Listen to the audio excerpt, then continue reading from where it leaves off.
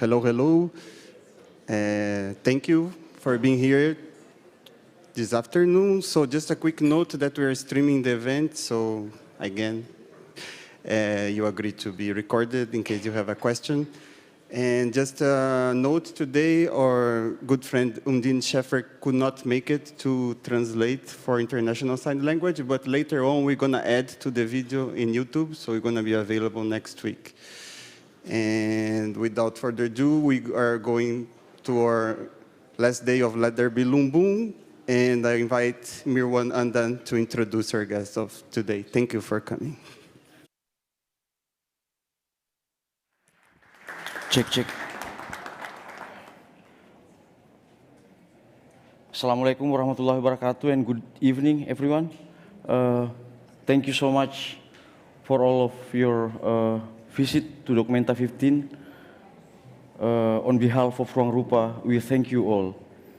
And also we want to thank to all of the people who have been preparing this Let There Be Lumbung talks series, Felipe, Steinberg, Alicia, and Lisa, and also our simultaneous translator, and also our friends from Tone Direct.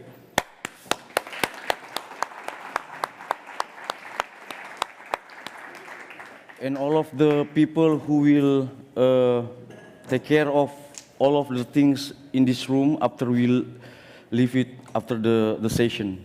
Thank you so much. Even though you're not here, we thank you all. And here we are at the fourth day.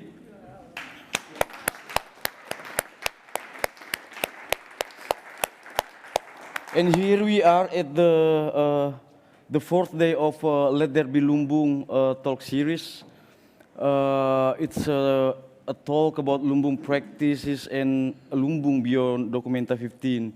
It's about the social, cultural, and political context of where Lumbung comes from, with its possibilities, repercussions, and then what can be beyond of this Documenta 15, and bring Lumbung as a platform to sustain. And today we are going to present two of our dear friends from Indonesia. We have Nuraini Juliastuti and Professor Melani Budianta, who are already with us here in the room. So we are very lucky because it's not online. And then Melanie just arrived yesterday, and then she already had some rest at the hotel, and then now she's with us here. And for the first session, we are going to converse with our dear friend Nuraini Juliastuti with her topic on common people Lumbung as a traveling concept. Nuraini Juliastuti, or we can call her Nuning, she obtained her PhD from Institute of Cultural Anthropology and Development Sociology, Leiden University, Netherlands. She's co-founder of Kunci Study Forum and Collective, who is based in Yogyakarta. Most of the time now, she's back and forth, Leiden, Yogyakarta, to do research. She's a translocal researcher on institution activism, illegality, and collectivity. I'm not going to introduce her longer, and then we will hear her topic soon. And then here we invite Nuraini Juliastuti.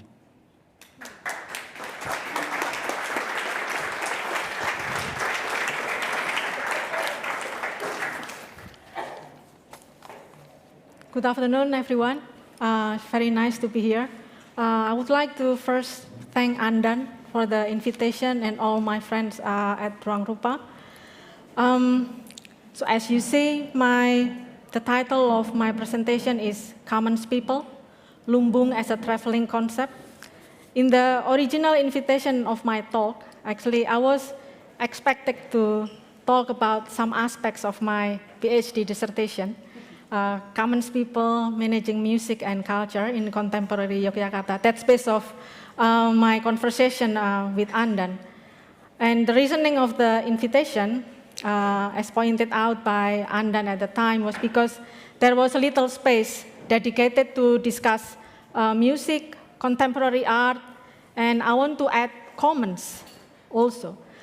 But various moments in documenta, as you all might have experienced, have shown that the connection between music and the people, or the usefulness of music as a tool for assisting people's gathering. And I feel like I can replace the word music with other practices of doing art and culture. And the people in my research were doing music and also constantly thinking about other things at the same time. So it's about music, but it's not entirely about music. Christopher Small asserts that to music is to take part in any capacity in a musical performance, whether by performing, by listening, by rehearsing or practicing, by providing material for performance, what is called composing or dancing. And this is the idea that he called as musicking. And I extended Small's idea and framed the scope of musicking as something that can go beyond the usual performances of music, beyond the songs and the music, the musicians, and also the stages. At that time, I studied the people who were moving under, around, through, across, and towards music. I chose various points of musicking which embodied the dynamic relations of music. I studied the development of internet-based record label union, event organizing, cassette collections, cassette repair, initiative to save a historical record company, and establishment of a record company. I paid attention to various dimensions of musicking that might otherwise be characterized for their non-musical dimensions. They sustained the efforts exerted to make something happen. I studied about friendship, kindness, friction, and informal supports. I studied old and new habits of doing music, which go beyond the act of making music. And I presented them as innovative experiments in the field of music and popular culture at the same time. And I showed why and how they failed and did not work. However, I realized that I have moved on, actually, from my PhD dissertation, or so I thought I have. In practice, as I embark on my current research project, Commons Museums, Non-Extractive Knowledge Production for People's Lifeline, that's the title of my new research project, I often found myself frequently go back to what I wrote in my old research. My new research project, in a nutshell, I attempt to conceptualize a new museum practices that I refer to as Commons Museum. It's a new museum which is driven by the desires to narrate the neglect and underrepresented histories. Though I use the word museum, my case studies do not comfortably sit within conventional museum practices. So again, it is about museum, but also about museum no, or museum bukan-bukan in Indonesian. As commons museums, they operate as long-term platforms dedicated to design alternative schooling, methods for archiving, and mechanisms for surviving together in the forms of community economies. So sharing, participation, ethical action, support system, self-organizing, institutionalization of cultural production, repair, collecting archives collectively, and collectivizing archives, these are important aspects to characterize my new case studies, which also appeared in my old research.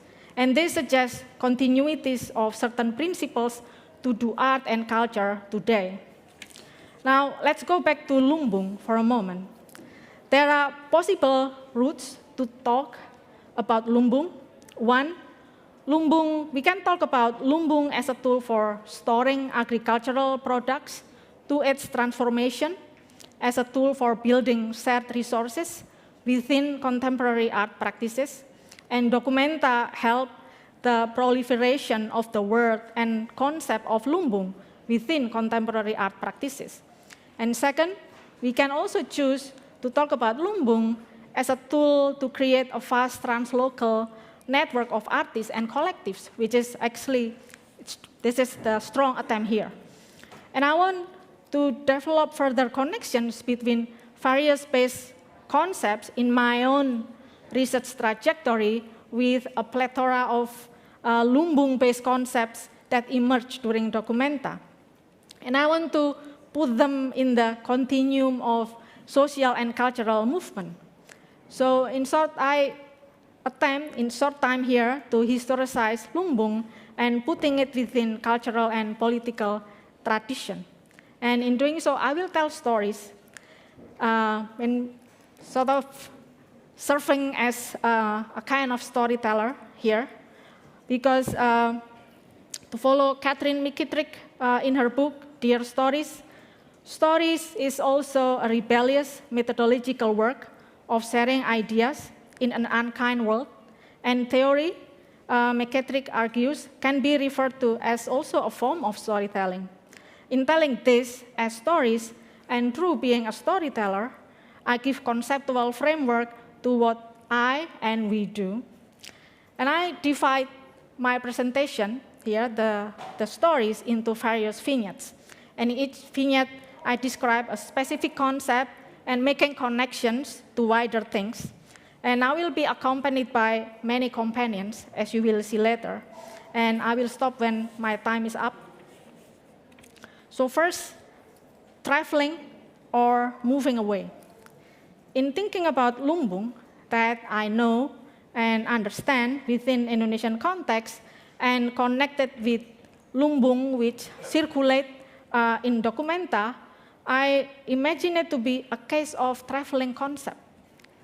Within the Western culture, traveling, according to scholar Mika Ball, is regarded as a tool to make fortune. In her elaboration, traveling is used to denote traffic of exchanges of concepts that take place between various disciplines.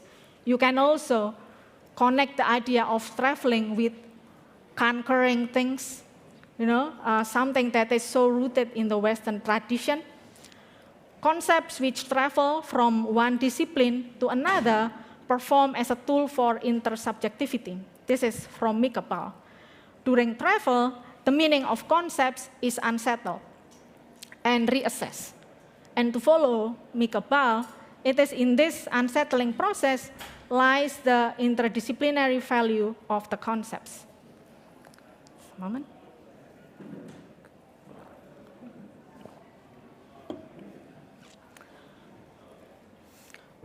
While I use Mika Ball's preposition on traveling concept as a kind of a hook, I want to also appropriate it and hijack it a bit.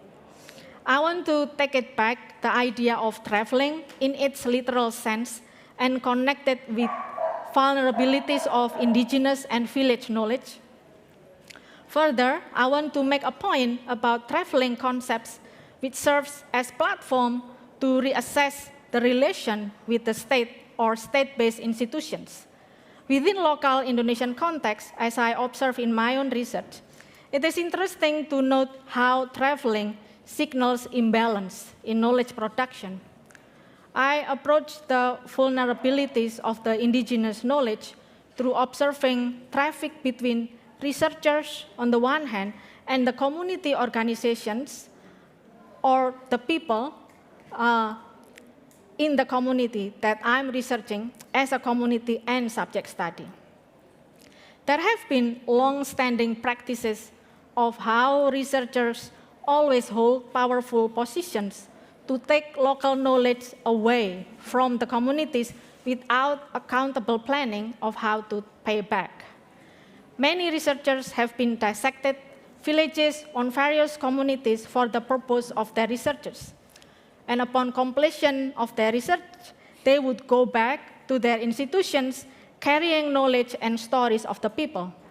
Their research outputs end up in various reports, conferences, academic journals, and books.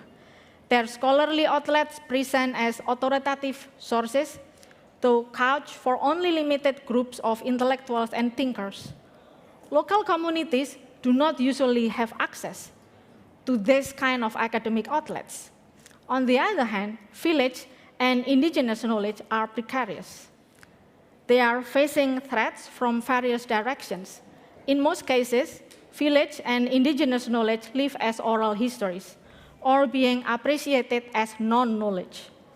Their existence hinges on the life uncertainties of elders and villagers as the custodians of the knowledge. Or to follow Diah Widuretno, a scholar, community activist, and initiator of Pagesangan School in Yogyakarta, this is one of the case studies that I'm researching, traveling might cause a jet lag situation. It is interesting to note that in elaborating the meaning of jet lag, being jet lagged, Diah directly connects it to the school institutions. So what does it mean when school is considered as the kind of institutions which cause this kind of jet lag? To follow Diah, jet lag refers to tiredness, right, resulting from a disconnection between what to learn from school, what to expect from being at school, and what to experience in daily basis. And Diah referred to the science obtained from formal education institutions as ilmu pergi, this is the Indonesian, which literally means the science of living. In practice, the people in her village, the ruruHaus village, also need to go outside their village in order to go to school, simply because there is no enough school infrastructure in that village. So education infrastructure are not part of the village scapes. So rather than rootedness, science of living teaches people to be alienated from their social environment. So ilmu pergi, or science of living, narrates inherent critiques towards the national education system. And to understand such critiques, I think Donna Haraway's concept of situated knowledge here is very useful. Haraway proposes the notion of mobile positioning to oppose the static violence in dominant epistemologies. The positioning proposes to think about knowledge as a situated product with localized and universal claims attached to inform the subjugated and dominant positions in the formation of knowledge. And Diah's observation of ilmu pergi derives from the thinking to actively interrogate the interrelation positions between the school, the villagers, and the environment. So it problematizes the role of formal education institutions as the sole knowledge authorities. Their existence disregards other ways of knowing and vision which has been existed as part of the community's survival systems. It forms teaching systems which disconnect from local environment. So to go back to Lumbung, taking into account the Lumbung, which is I try to establish as a kind of traveling concept, and also we think about the feelings of being extracted, being jet lagged, and other feelings. So what kinds of strategies that needed to perform on reassessing the usefulness of Lumbung for our own context? So now I invite you to move on to another story. So this is the story of public space and how Indonesian generations trying to reuse and reclaim the public space. So public space, historically, if you familiarize yourself with the context of cultural and political context in Southeast Asia, always being the space to measure the disobedient level, right? Or the relation between the people and the state. That is the battlefield, is the public space. So I will try to say that the rise of alternative spaces or art collectives is actually part of the attempt to reclaim spaces.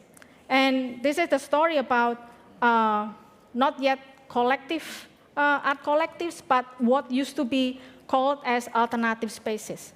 And this is the story about self-organizing, alternative cultural infrastructure, collectivism, and institutionalization of cultural production.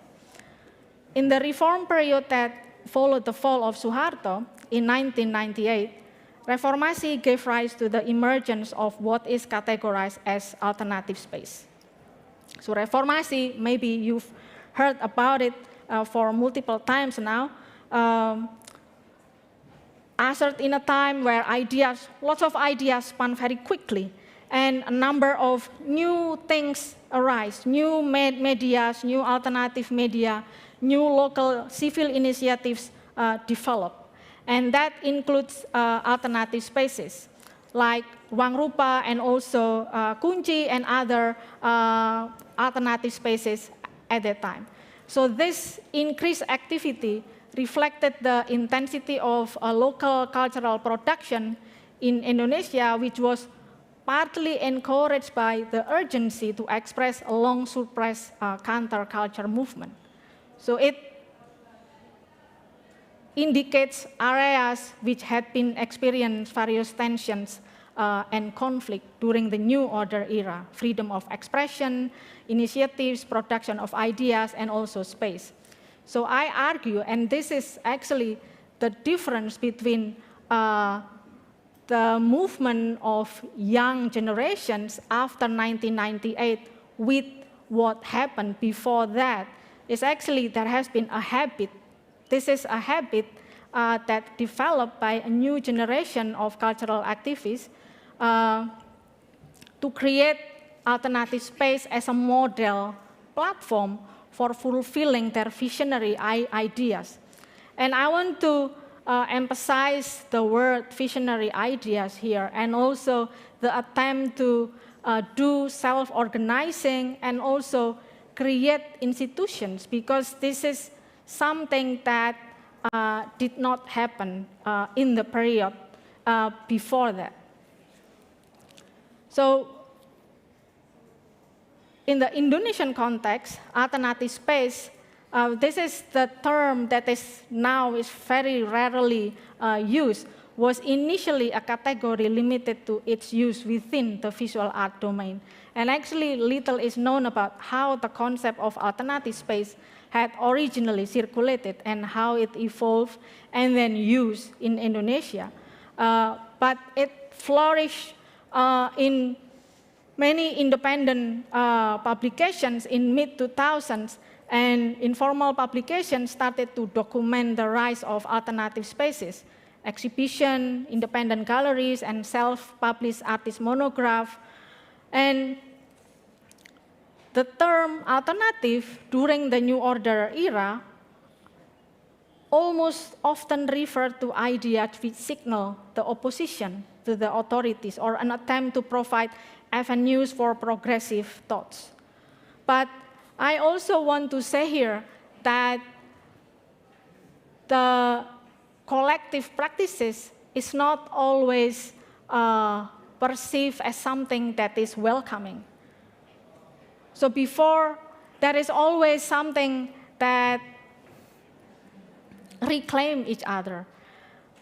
So before Reformation, during the New Order era, the state always referred to opposition, anything that is opposition to the state as organization without form, organisasi tanpa bentuk, to indicate the wildness of the organizations or the collectivism practices.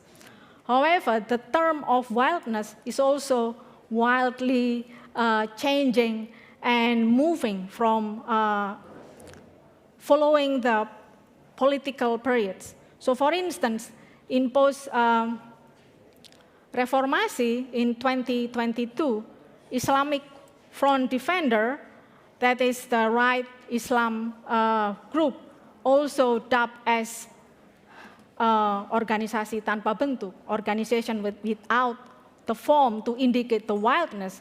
Now, but this is, we're talking about the different kind of wildness, right? And then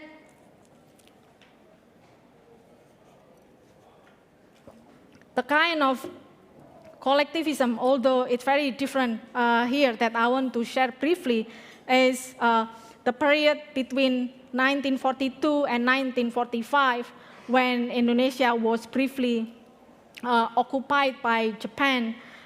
There is really the rise of collective artists as well. But this is with a very strong tie to art and propaganda. So if you also learn about what happened during that time, there was Keimin Bunkasi Doso. You know that the Japan tried to create all sorts of collectives and to invite artists to work for their propaganda. But however, this is the point that is very interesting here, that artists who were involved in that period also reclaim and try to make use of their positions being in that kind of collective to convey the message of independence, because they know that by involving in that kind of collectives sponsored by the Japan, which is the colonizer at that time, they could access art materials, and also in turn they could actually convey messages like boycotted, pirated the tools from the inside. Is my time's up? Not yet. The next story is about common people. The activists in my research, and also I can see here in, throughout the exhibitions in Documenta, cut across so many different profiles of scholars, artists, and thinkers. And I always want to refer to this kind of activists who activated the organizations of certain cultural practices as common people. I've been thinking about how to conceptualize common people best. And first, I really depend on Rudolf Mrazek's notion on the engineer, who materialized various dreams and plans in the intertwined field of culture, identity, and nation in the late colonial Dutch East Indies. Even though Mrazek's research, the scope was very limited and very different, but I think I still can use his idea of engineer, because it is, I think, very instructive to understand how the people in my research and also here try to materialize their shared dreams and plans through a series of doings. And secondly, the discussions about something that I also take into account here in thinking about common people is the figures of Indonesian modernity in the book of Thomas Parker et al. I think it's very useful to conceptualize this kind of initiators. The significance of this kind of figures in Indonesian modernity is in their productivity to produce certain keywords which would help illuminate the question at stake in Indonesia today. This is from their book. And the production of keywords and questions provides the material base for the new kind of engineers to constantly contextualizing themselves within the social environment. And thirdly, I also want to consider Arturo Escobar's notions of autonomous design to think about common people. Escobar encourages us to think about the meaning of design in a new light through creating meaningful links with social movement and the making of autonomous life.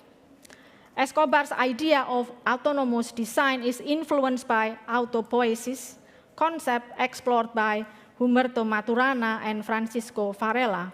Autopoiesis refers to self-reproduction capacities of the system which is enabled by the revolving process of self-reproduction and self-organizations. Although, as I stop here, the word of Donna Haraway is also, like trying to intrude my head, trying to say that self-reproduction and self-organization is actually doesn't make sense. There is nothing, there is no thing such like autopoiesis. People are always trying to think and work together. To follow Escobar, design practices need to be disengaged from serving the commercial purposes and instead diverted into re-engagement with the world. Designers are the figures who create various tools to reimagine and reconstruct multiple local worlds, the pluriversal condition.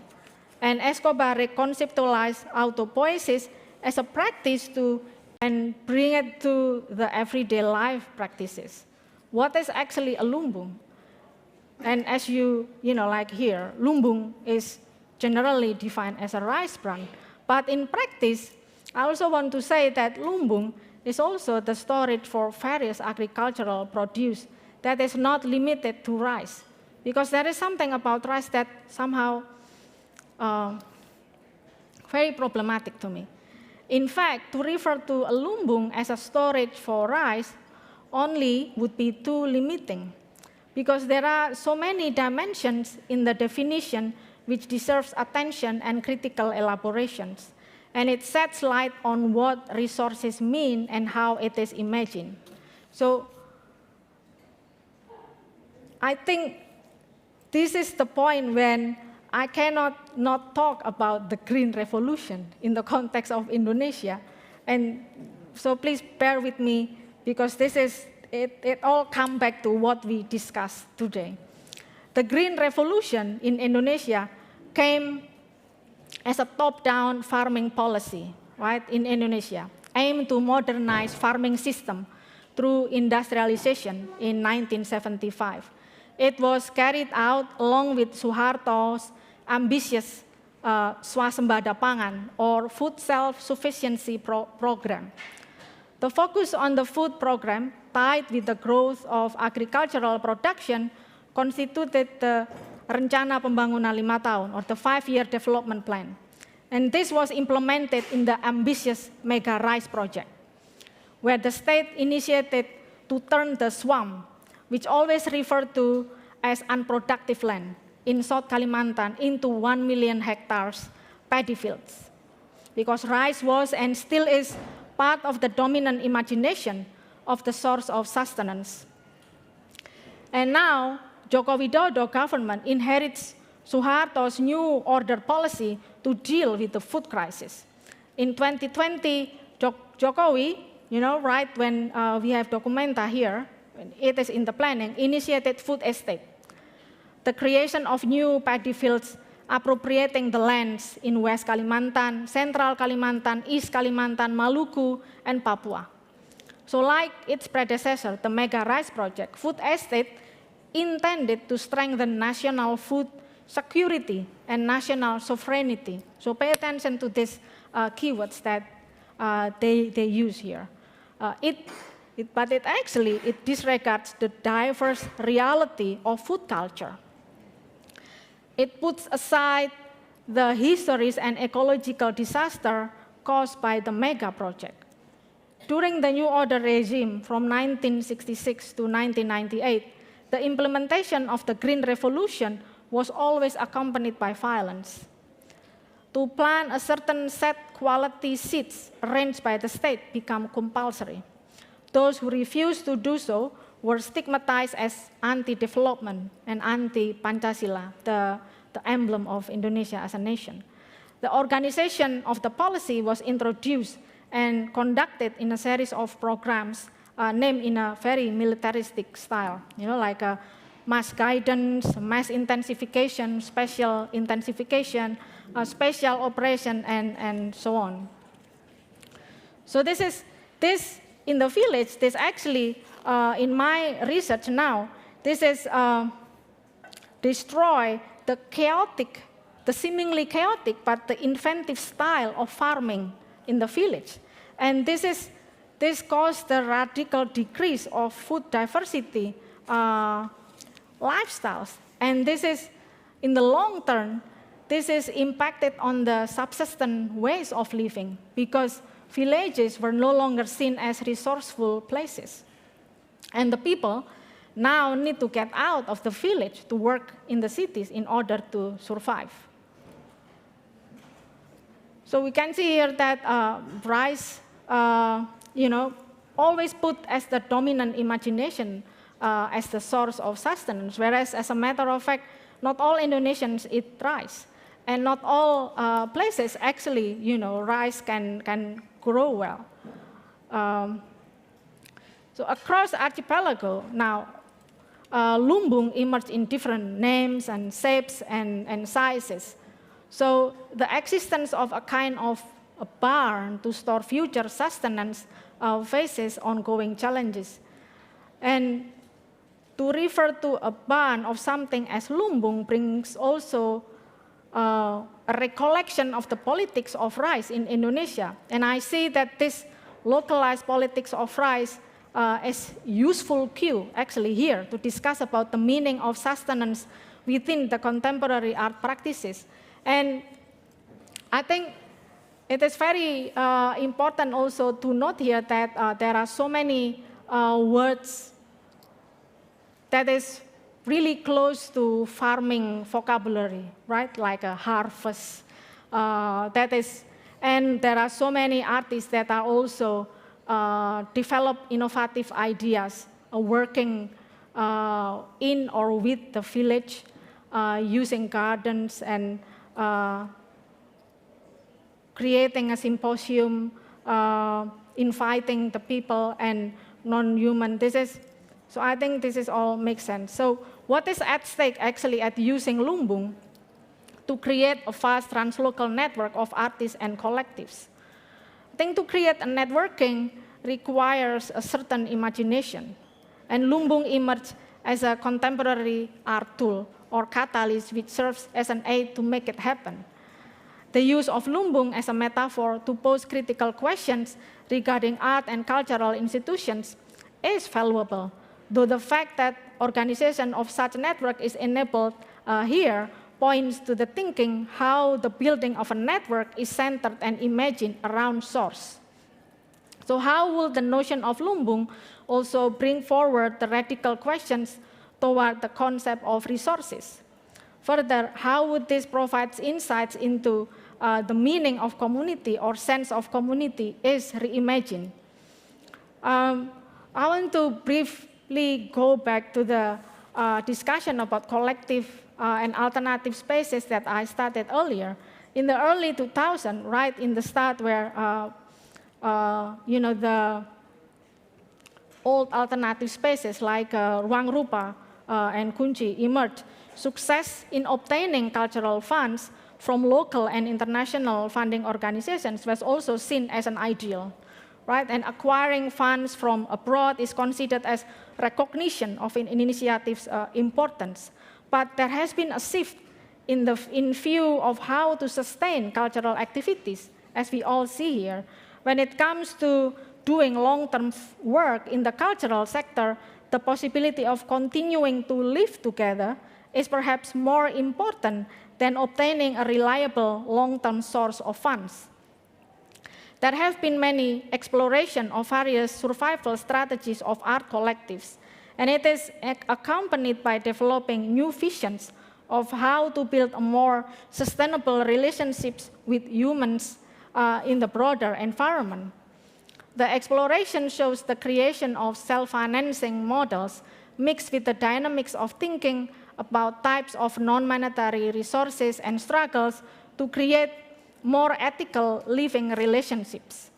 The meaning of resources as a driving force in the creative sector moves back and forth from money, networks, human resources, opportunity, and also property ownership, and the ability to fill one's stomach every day. Awareness of the limitations on cultural projects funding mechanism have led to various experiments in creating new funding mechanisms and ecosystems, as well as healthy ways of life.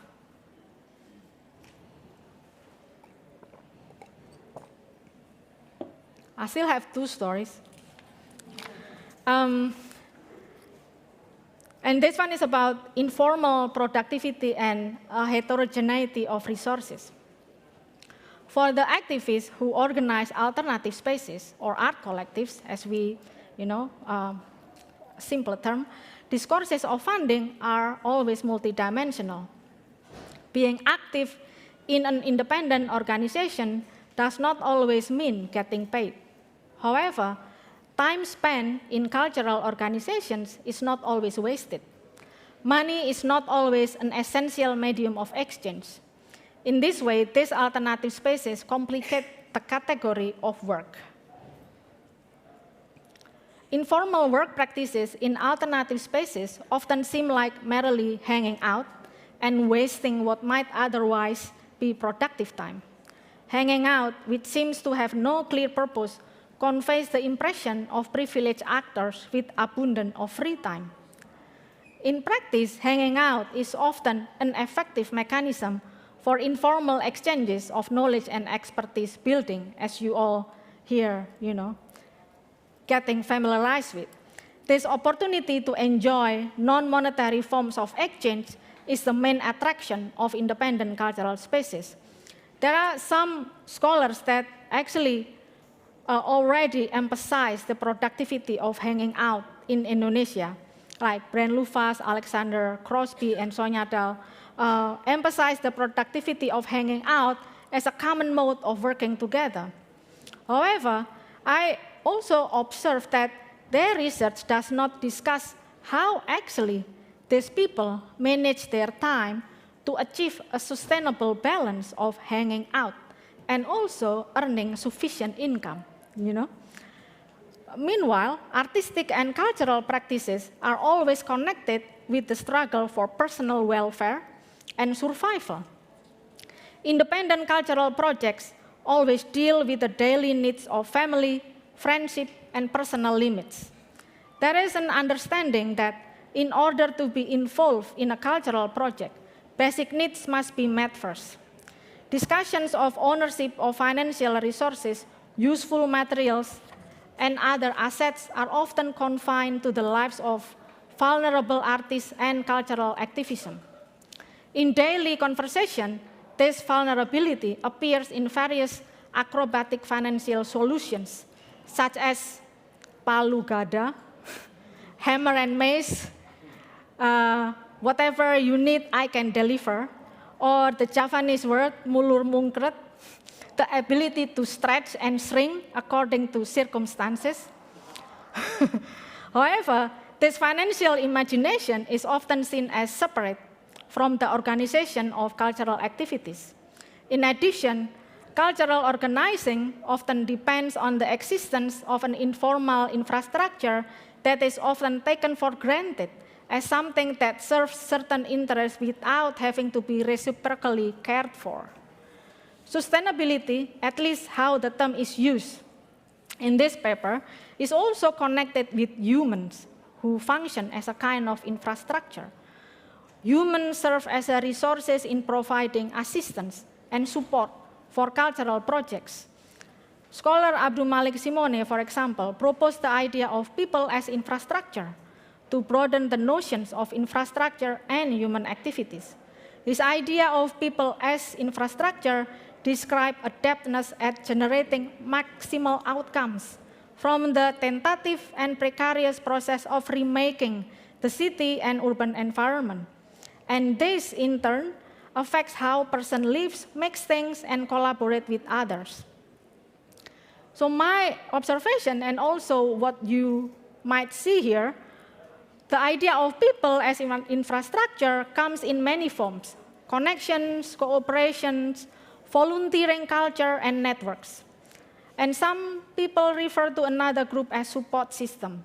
And this raises question of how to dismantle a hierarchy of social relations invisible in independent cultural organizing if it is formed and sustained by a powerful environment and community. This is part of the discussion yesterday, right, during Hilmar Farid. And in powerful environment and community, in Bu Melani Budianta's term, is considered as cultural barn.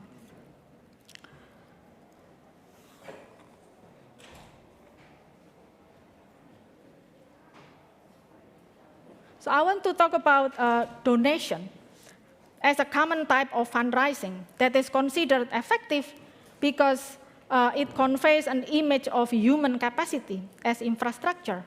Donations are given and received through many mechanisms, right? Especially during pandemic, we see donations used as a method of fundraising to meet various community needs. The practice of donating and almsgiving in general is an important factor in cultural participation and also has an ethical dimension in work production process. It feels natural to implement this practice as an effective form of fundraising because it is rooted in the existing principle in local context that helping people while being involved in cultural project, it is both good and also noble. It is also important to note that this practice be put alongside other ways known to fund arts and culture. So for instance, local mutual aid or gotong royong in Indonesia is a set of norms that govern the relationship between members of the public and also between the public and the state. But actually, gotong royong is not just an innocent term in Indonesia to see it from the tradition of cultural and politics. It is always part of political imagination that must be activated to follow certain, imagination of the state.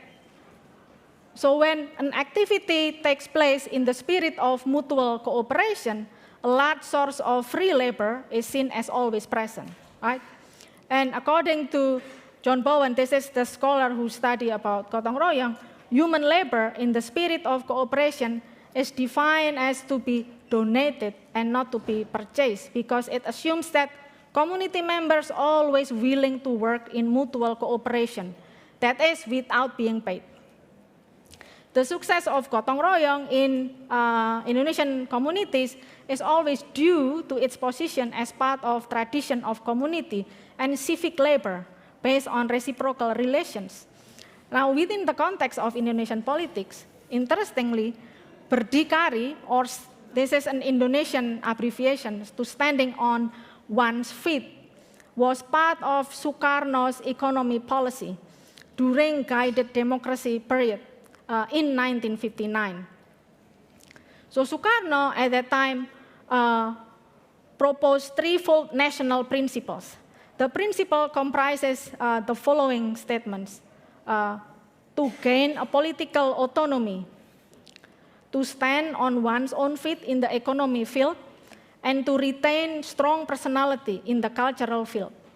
The application of berdikari, or to stand on one's feet, was part of the nation's attempt to create a strong national economy foundation during the earlier period of independent Indonesia after Dutch occupation. The strength of the foundation lies not only in the potentials of Indonesian natural resources, but also in the willingness to focus on the social welfare of the people and not to be dictated by the foreign economy power. So that is the idea at that time. In the popular discourse, berdikari, or standing, to be able to stand on one's feet, becomes a usual expression or of gaining autonomy in a wider sense. So you can see now in the field of arts and culture, people also use berdikari, very loosely. During guided democracy era, Sukarno proposed the formation of gotong royong cabinet. Gotong royong is perceived as an emblematic of the state personality, which proposed by Sukarno as that time as a uniting principle among different political visions and parties to exist in the guided democracy period. But during the New Order era, now this is the genius of Suharto at that time, gotong royong was reworked to mobilize the people, labor, to work on a state-led project under the guise of swadaya masyarakat or people's initiatives.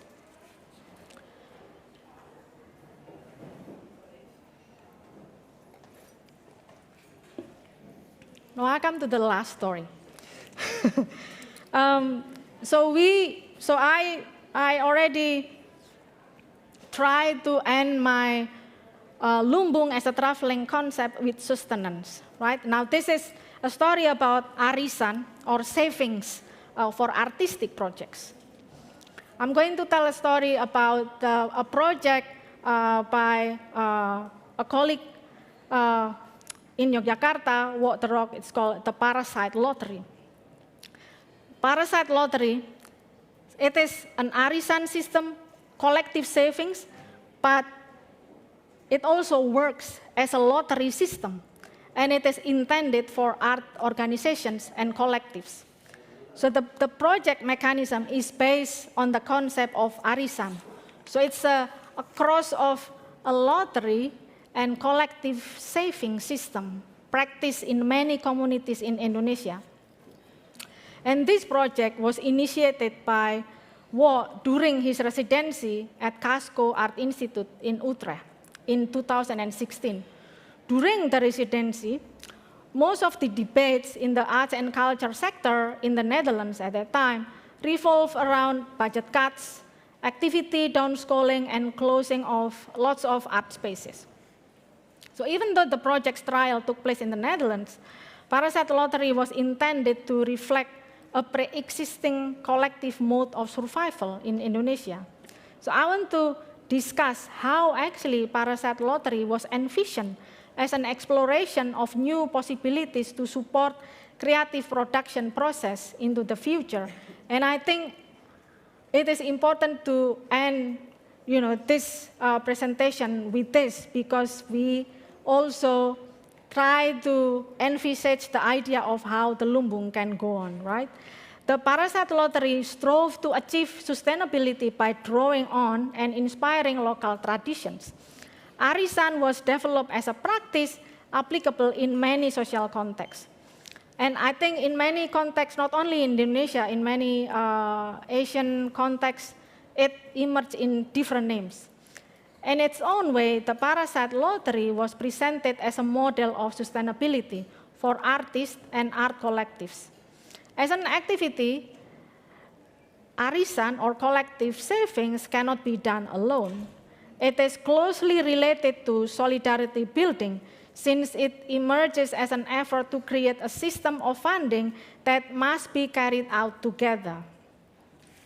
So prior to developing Parasite Lottery, Waterrock, the artist who initiated that project, had long been involved in various alternative spaces in Yogyakarta. He also, most closely to my research, he also the subject of my research because he the initiator of the Indonesian Net Label Union, an association of musicians, producers who distribute music freely via internet and encourage sharing culture. So his work often takes the form of collective project, using collectivism as a starting point for discussion about access, ownership, and ways to work collectively. Now, the Parasite Lottery, being an alternative funding system, is described as the following: adapting and fusing a lottery model for art funding that survives despite the dwindling of other cultural budgets and Arisan, a commons-oriented microcrediting system popular in Indonesia.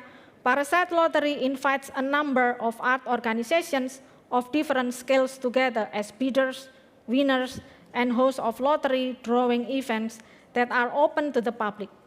And the winners receive a sum of money to be used as a fee for deviation. In other words, the prize money should be spent on something that the winning organization would usually never have the budget for. Beyond the prize itself, Parasite Lottery is a collective exploration of chance effects, and not just in the thrill of winning, but also through a series of gatherings that will take place around, including talks, food, and music. So I also want to pay attention to the word parasite in this project, which refers to the popular portrayal of artists and cultural initiatives as parasites. Depictions art organizations' vulnerable position regarding the sustainability of artistic production and their well-being as cultural producers. The description also asserts that Parasite Lottery intended as a project that intervenes in the economy governing artistic production. So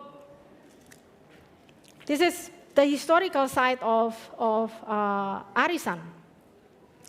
There are many scholars explore Arisan in Indonesian context. For example, David Hanley study shows that credit and debt have a long history in Southeast Asia, forming complex and multi-layered social structures. He narrates the power of creditors and the constraints of those who owe them. So Arisan always emerged as supportive institution embedded in the familiar realm, and at the same time, mechanism to offer assurance that everyone will be able to fulfill their own needs. So there are lots of theoretical exploration in this. For instance, scholars Hanna Papanek and Laurel Swede read Arisan as part of women's strategy to help ease their families' economic burdens. And they see it as part of women's deliberate decision to be actively involved in the search and management of family livelihood. Arisan members usually refer to it as mechanism for savings in a somewhat coerced manner. And Clifford Gertz's study points out that Arisan serves more as an economic institution than a diffuse social institution. So,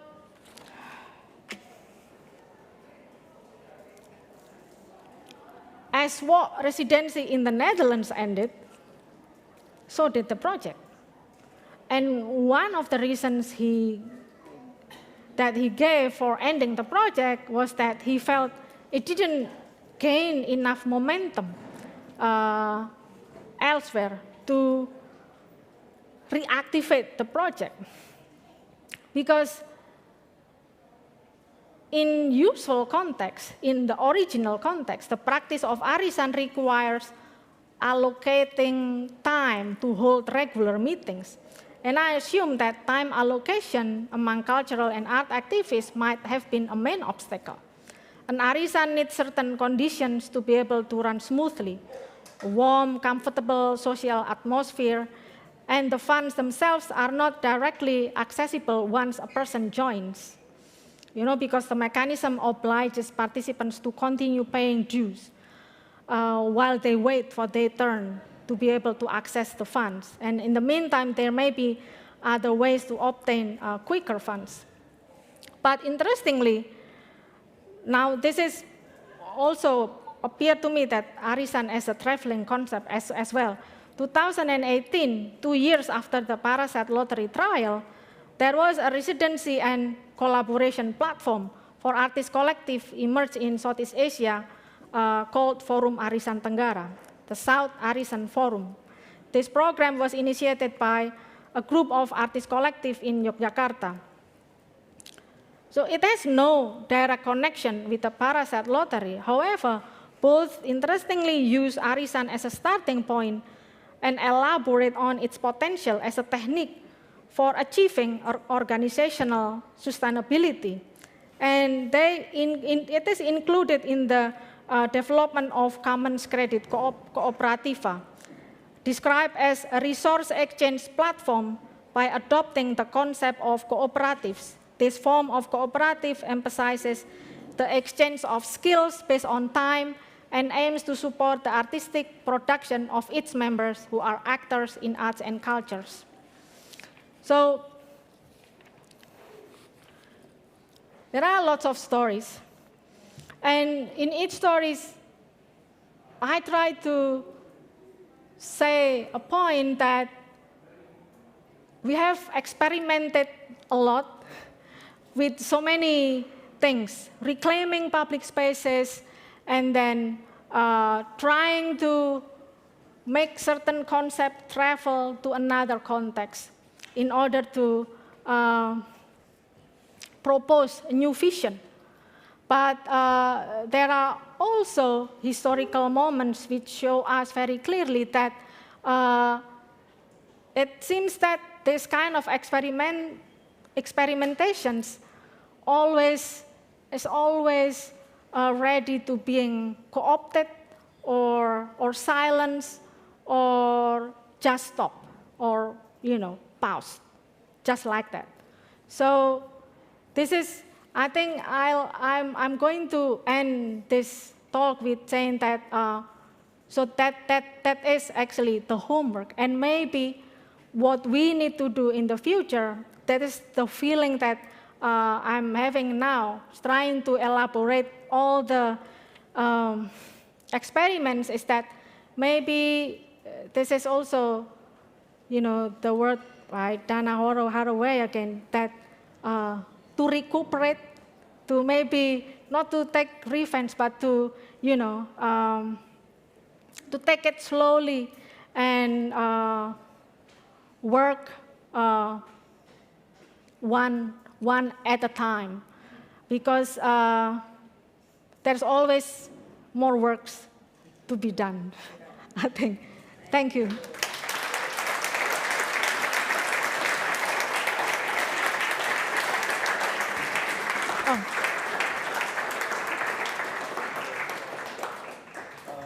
Thank you so much, Nuraini Juliastuti or Nuning. You mentioned a couple of terms that we always use in the practice of collectives in Indonesia. For example, you mentioned Palugada, but there was also a term in Java that I am not familiar with because I'm a Bugis. What was that? Mulur mungker. Mulur mungker. But also, there is also modal dengkul. You didn't mention modal dengkul. Modal dengkul is also very important. Yeah, modal dengkul is very important because that's the reason why we started collective, because we had nothing. We had nothing. That's why we started it with modal dengkul. So yeah. So during this Documenta 15, there is always karaoke organized by a good school. It's sometimes in Good Kitchen or in Hubner, and one of the songs which is always sung by the participant is a song by Pulp called "A Common People."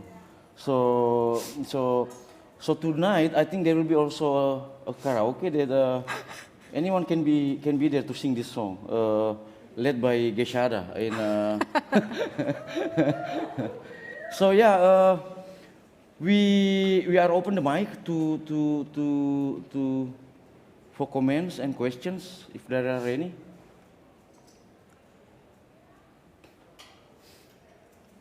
Maybe anybody want to ask what Nuraini's zodiacs? What's your zodiac? Cancer. Cancer, okay.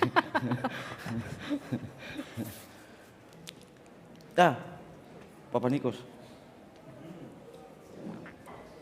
Thank you very much for your very detailed talk and very comprehensive and full of interesting insights. I was wondering if you could speak to one specific point and maybe elaborate a little bit further. You talked about at one stage funding was seen as a sign of success, and then it was substituted by putting more emphasis on sociality.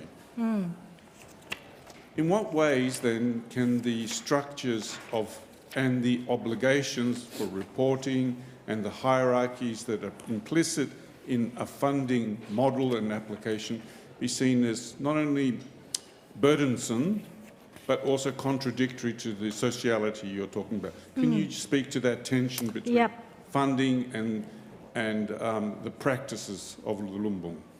Yeah, it's always, thank you for the question. I mean the politics of funding. Yes. Yes, it's always very important questions, especially, can I stand up? Yeah. Especially in the early 2000s when, everyone seemed like building new collectives, right? New organizations, and realizing that, we actually need resources. And also, we also need to,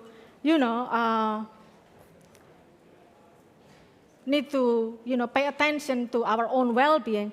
And also we need to pay rent and also need to, lots of stuff. So lots of things, for me, the realization that the coming together of personal and non-personal level is actually in that question of funding, how we should actually approach the question of funding, like the name of the initiative in Documenta.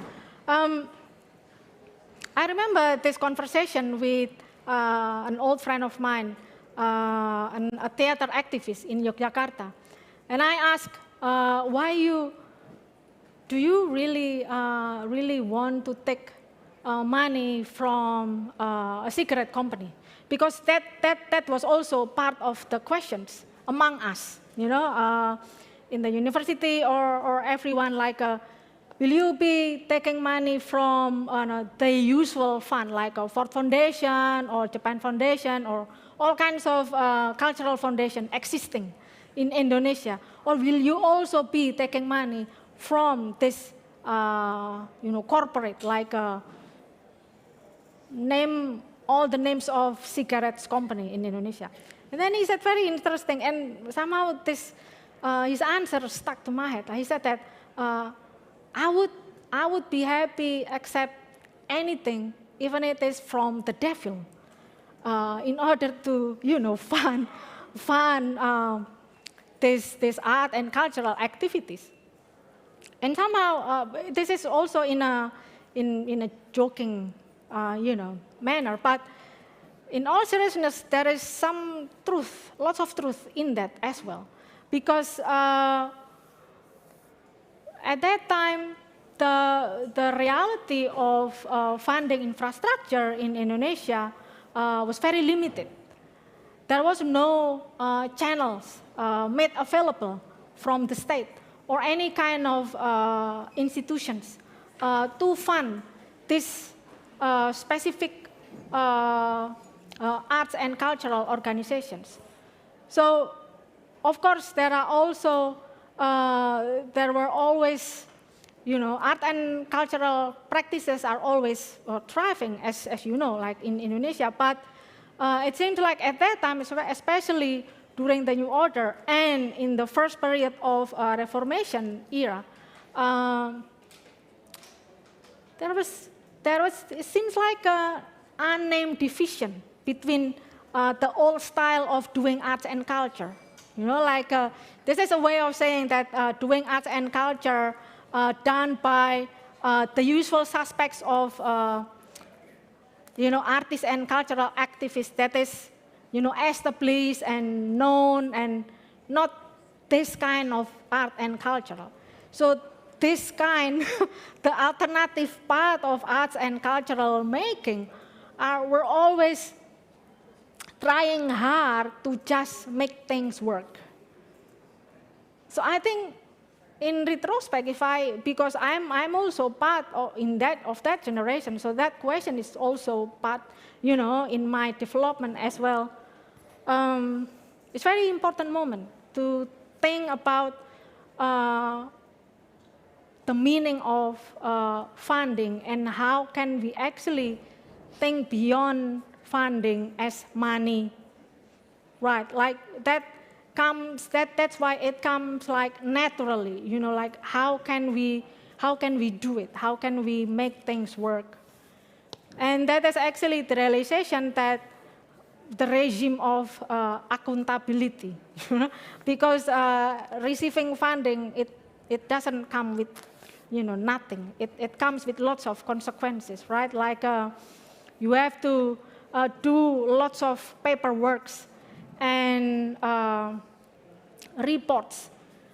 You forced to quantify lots of things that you don't feel right to quantify this, but you have to do it because this is the obligation from the funding. I don't know actually if that answer your question, but that somehow, maybe that's also the beauty of, you know, the whole discussion about this, because there is no, it seems like for me, there is no black and white, there is no, you know, a complete, you know, like, okay, we are the kind of organization that is free from that kind of funders. It's somehow, the question of funding, for me, it's always sticky, right? So it's always sticky, and that, I think, now it's actually, things have changed a lot in terms of funding in Indonesia, because seemingly there are lots of, compared to 15 or 20 years ago, there are lots of channels available for cultural activists be made available by the state. So that is a new thing for me, and I think it's a good thing. Although the question of access and who can access that, it's also always in question, a point in question. So I think that is why maybe the discussion about sustainability is always an important factor in doing arts and culture in contemporary Indonesia, precisely because there's always question about uneven infrastructure, right? Indonesia is such a huge archipelago, and then it's really the difference between the cultural infrastructure in Java, for example, with other islands. Sometimes it's so pronounced, right? So that's talking about the physical infrastructure, but we don't get to talk about the subtle dimensions of doing arts and culture. So that's also another thing. So there are lots of ways to talk about that, but people are also trying hard to get new kind of funding, which I actually like seeing that, because that for me shows the resilience and also creativity aspects of arts and cultural practices that might not happen elsewhere, say in Australia, right, or in other European contexts, because it's like the structure is available. Right? If you want to do this, you have to, maybe you can apply for this kind of funding. But in Indonesia and maybe in other contexts as well, everything, it seems like, most of the time, it seems like in the dark. So people like trying to, make things right and then experiment with lots of error, trial and error. This question from Melani. Oh. I would like, sorry. Is it okay? Yeah, I would like to jump in because it's a very interesting question. And thank you for your very informative talk. I was just walking around this day and went to good school, knowledge market. Yeah. And then I listened to you and the interaction, and I was thinking, usually we apply for funding, right? Mm-hmm. And then there is always, usually the funders have themes and projects, gender, climate change, or whatever, and the people try to fit their projects with that funding. Now this crazy idea from after going around, why couldn't we switch that around, yeah? And make, for example, the Lumbung fair, for example, yeah, the Lumbung market fair or something like that. And then each of the community collectives show what they want to do, and then invite the funders to choose which one you want to sponsor. We have this and that and that and that. And this is very interesting. It's very important for the welfare of the community. Now they will fight to compete to fund us. So we should really turn it around. Thank you.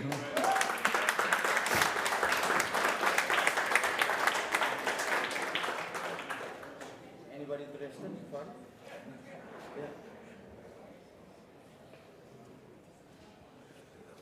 Hello. Yeah. First, I want to say this is it's the best documenta I have ever seen. Thank you. I'm from here, from Kassel, and it's a very good feeling to talk with our artist in the same level.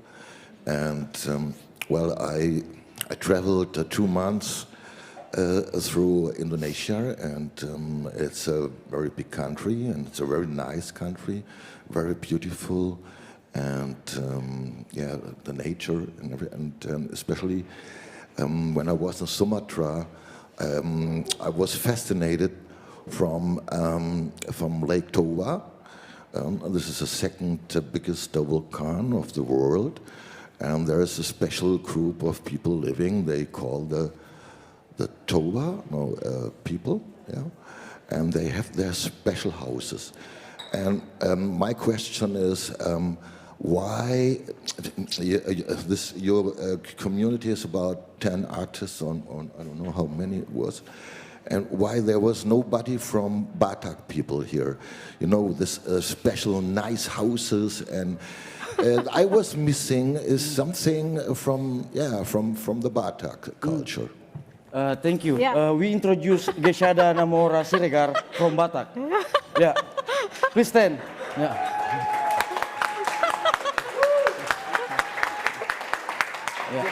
Yeah, it's fine, it's fine, it's fine. Last night we had a music disco mix, including from her place. Yeah, well, thank you so much. Yeah. Thank you. But there was no house or something special art? It's not. It's actually it may be. It's not about also the representation of a specific cultural identity we bring from Indonesia, because as you may know that it would be really hard because it's a country with 17,520 something islands with around 200 languages, I think. Yeah. 400. Huh? 400. 400 even. 400 ethnicities and languages. So, in terms of to bring a specific one, there are a lot like some pictures. Like some, is there anybody wearing the T-shirt or there are some pictures who are always printed and part of the visual identity of Lumbung, which is using like the poster of Lumbung, the poster of these talks. It's actually one of the wooden stage house coming from South Sulawesi, the place where I come from. But Toraja. yeah, Toraja. or also no, this is from South Sulawesi, the wooden stage house. But also it's not about that we need to be really specific from any specific cultural background from Indonesia, because it's a lot. And then yeah, as you saw yourself when you were there, yeah. But thank you so much for visiting both Indonesia and Documenta 15. Yeah.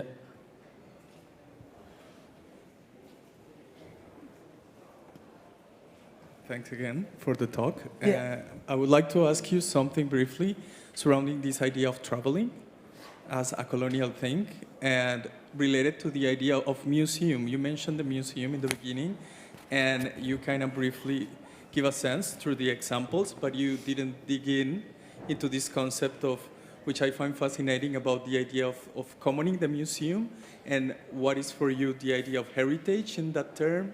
How would you shift that conception of the museum as a vessel instead of as a place for dynamizing society? Thank you. Yeah, because that was not my real plan to talk about, my new research. Yeah, I think traveling is has a very rooted in a colonial concepts, right? Like traveling and then conquering. And in the museum context as well, we can see how that resulting in the current debate and ongoing debate and or demand about restitutions, right? About restitution, people demand for getting their objects back from European museums. So that is something that I can say about traveling. And about community museum, so the kind of museum that I'm researching about is, of course, my case studies do not call themselves museums.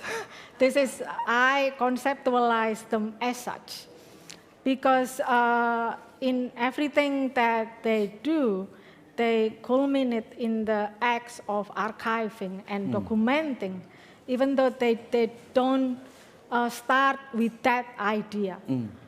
they all start with developing a school for village. So developing school and then creating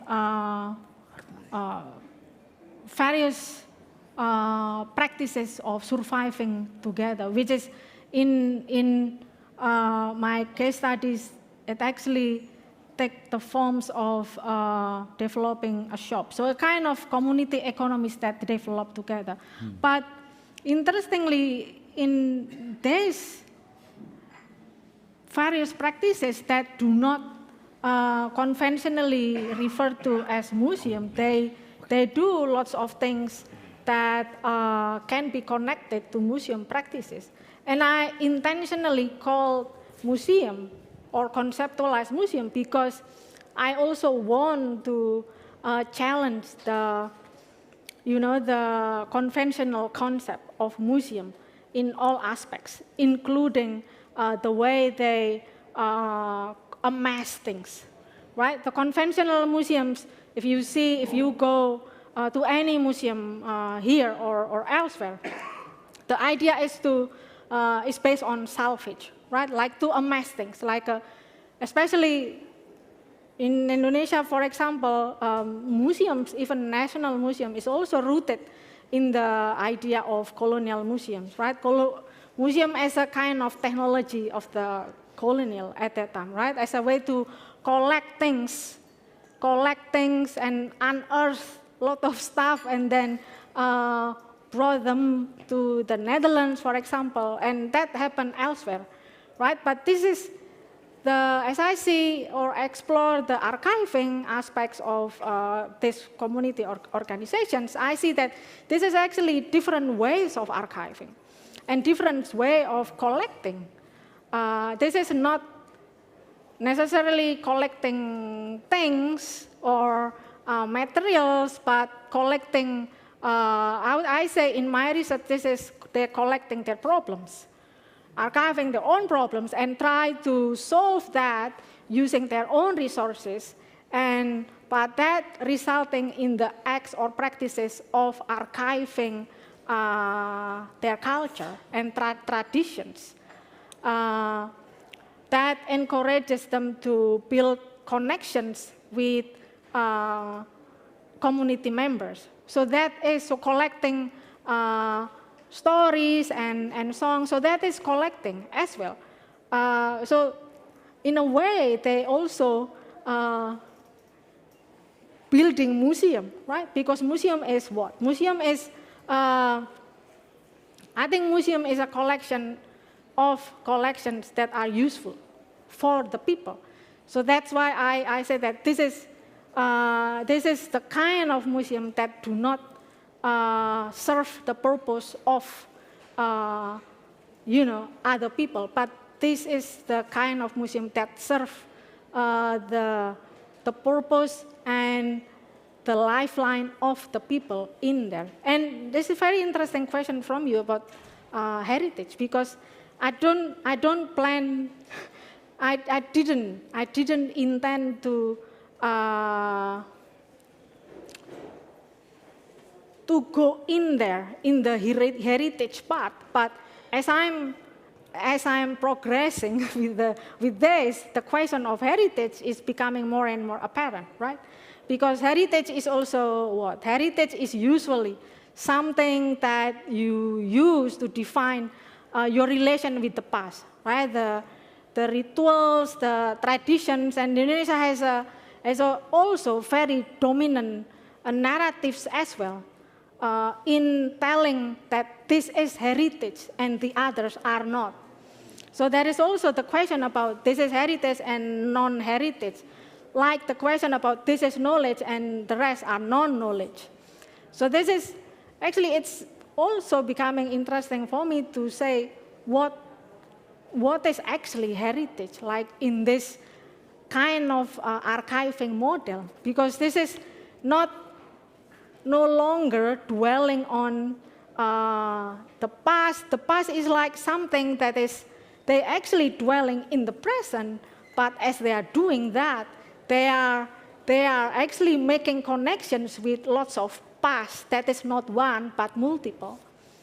So that is different kinds of heritage, right? The heritage that is different, not the kind of heritage that is dictated in the books, or right? Because heritage usually, especially in the context in Indonesia, as you can see, like people usually, this is the clothes from this, the Java ethnic, Sumatra ethnic, and this. That also simplifies things.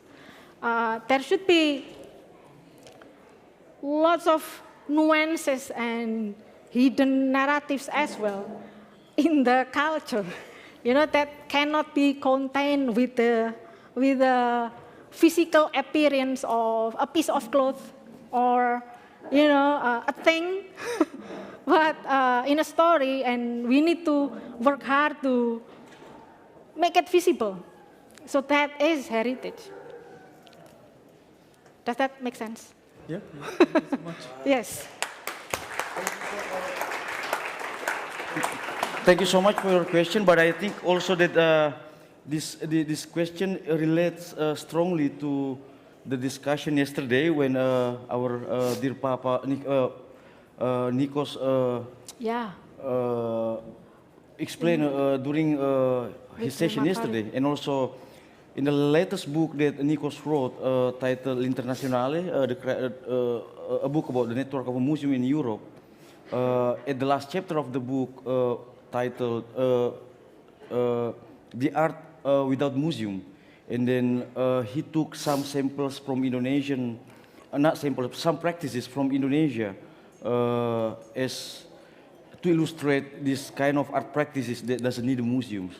But it can be discussed later, and then because we are going to move forward to the second session, which will be presenting Ibu Melani Budianta. And thank you so much for Nuraini Juliastuti for Thank your you presentation. for listening. And then we're going to have a break for 5 to 10 minutes, and then we are going back again to this room to attend Ibu Melani's session, to converse with her. See you in 10 to 15 minutes.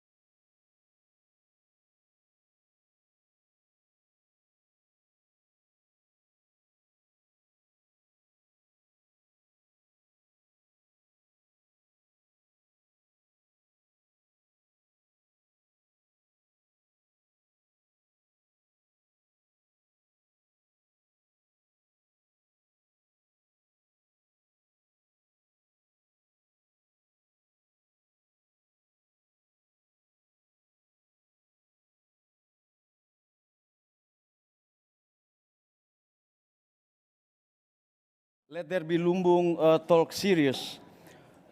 We are going to converse with Professor Melani Budianta, who just arrived yesterday from Jakarta, Indonesia, and will stay here up until 26, and then we'll have also a chance to converse with us, not only during this Let There Be Lumbung talk series, but also while she's here. Melani Budianta went to, after finishing his studies in Indonesia, she went to University of Southern California and also Cornell University, and then returned to Indonesia in 80s, and then starting to teach in Universitas Indonesia, where she studied before.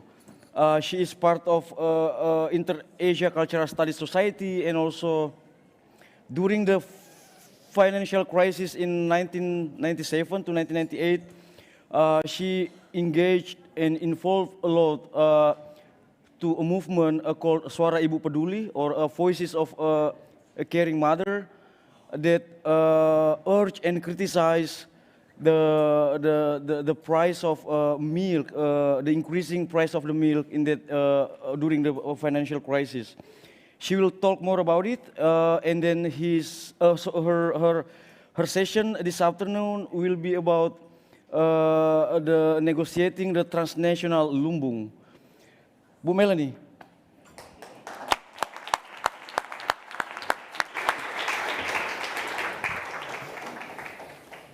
Good evening, can you hear? Good evening, dear Lumbung communities, loyal Lumbung communities. I would like to start this talk by misappropriating Robert Frost's poem, Mending Walls. Something that doesn't like the Lumbung, that sends the frozen ground swell under it, and tries to crack its roof with torrents of storm.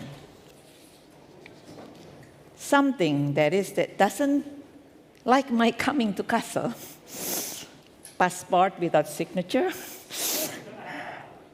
mistaken departure date, yet the collective spirit managed to get us all here. So long live the Lumbung. Thanks to Lumbung. Yeah.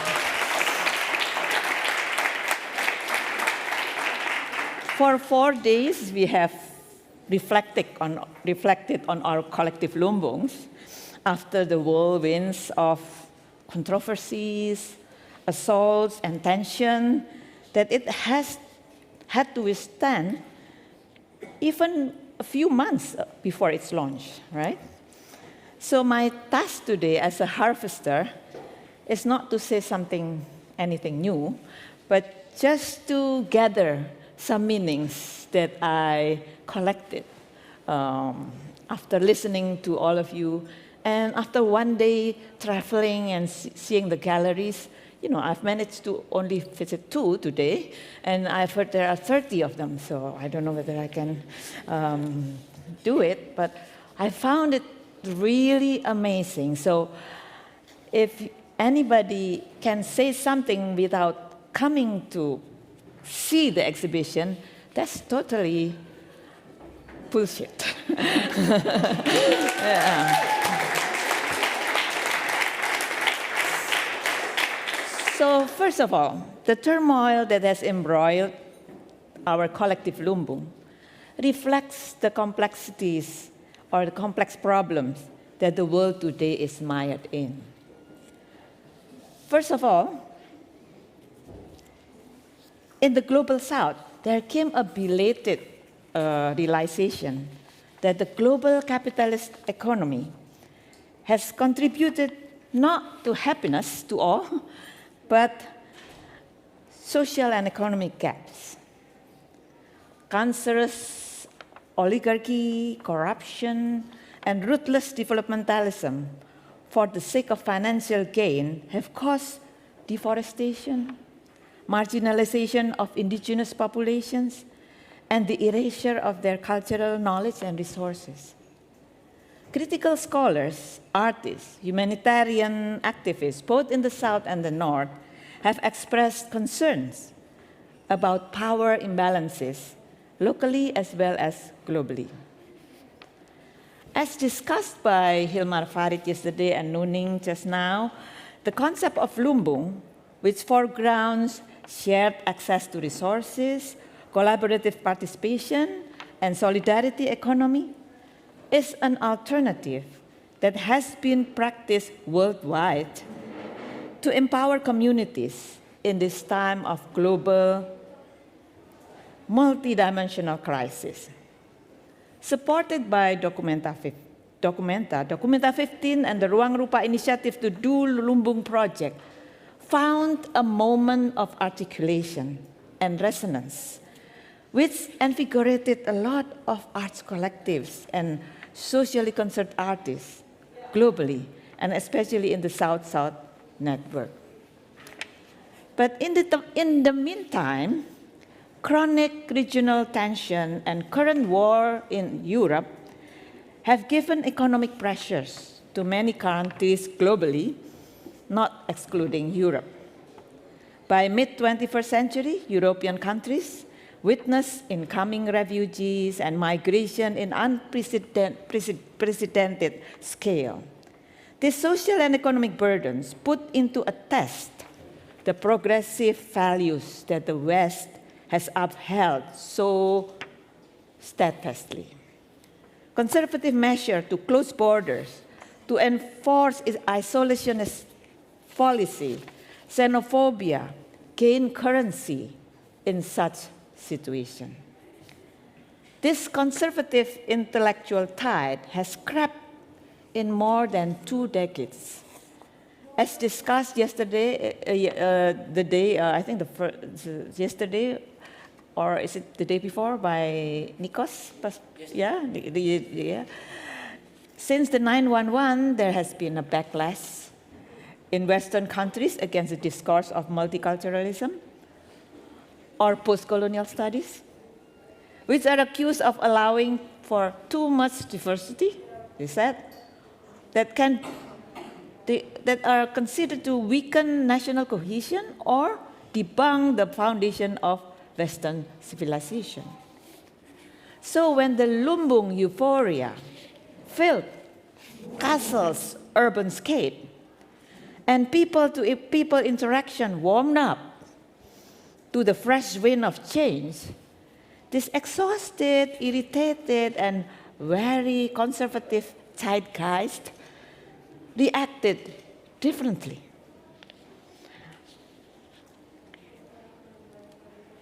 They try in the Disney or legends to blow the house of Lumbung down. Yeah? So in Robert Frost's phrase, something that doesn't like the Lumbung. So while the suspicion about what the Lumbung activities brought about lingered since November, is it? 2021, November last year, or a few months before? January 2022, yeah. The launch in mid-June, caused a bang. Yeah. This explosive reaction is caused by another, but not unrelated, matter.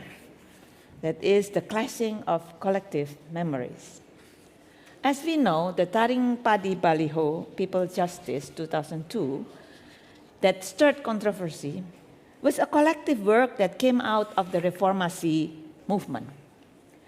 When people's power dethroned a 3-decade rule of an authoritarian regime.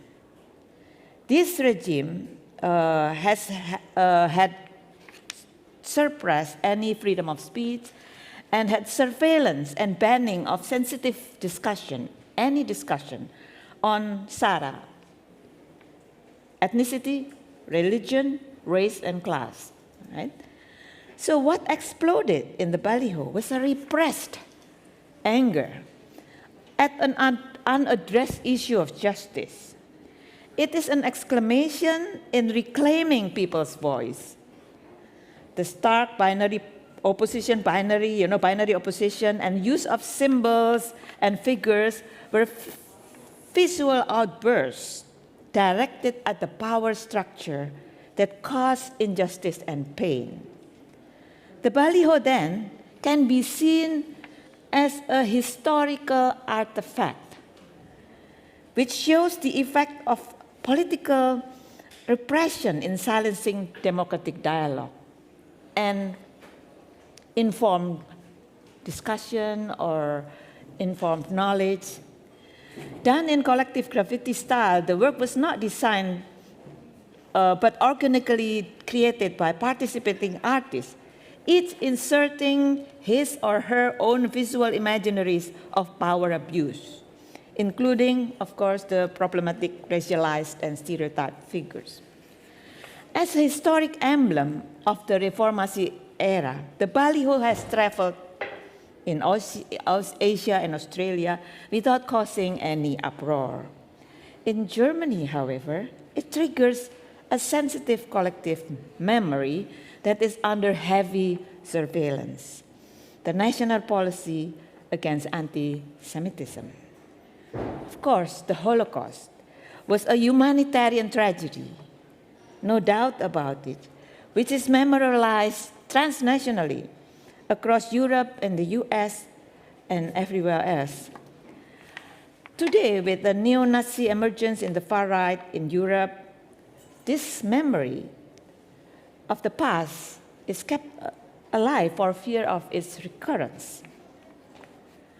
Now, as a result of mistranslation of the historic Taring Padi baliho, which was born out of historical suffering, it was seen as a triggering different collective pain, for which Taring Padi and Ruang Rupa and Documenta 15 organizers have duly expressed their apologies.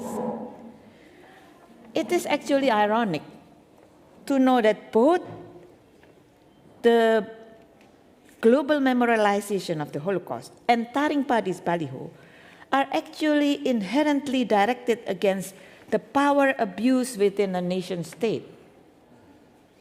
Kassel, which is known to be a heaven for keeping artistic exchange in a democratic atmosphere and open dialogue through the existence of documenta, has unfortunately in a few months become an unsafe place for artists and collectives who were terrorized and accused of being anti-Semitic. So what we learned the hard way from the terrors that the artists experienced is the precarity of artistic and political expressions everywhere today in any nation state. Well, nation state, as theorized by Benedict Anderson, is an imagined community that is constructed through representation in various forms of print media, material culture, and other discursive praxis. The boundaries between the national self and the foreign others serves as its foundational identity. Each nation states have experienced transformation in expanding or shrinking its boundaries, physically and demographically.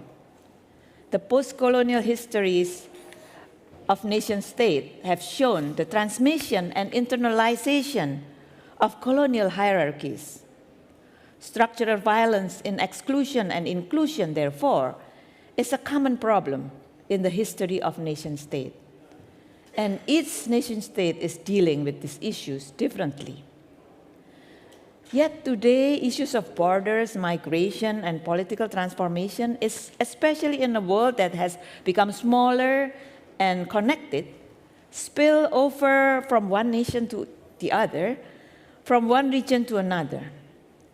So the susceptibility of nation to do harm to others in the name of any kind of political or national interest has been a common concern for a lot of institutions, a lot of people, also international bodies established for the sake of preventing another war, world war,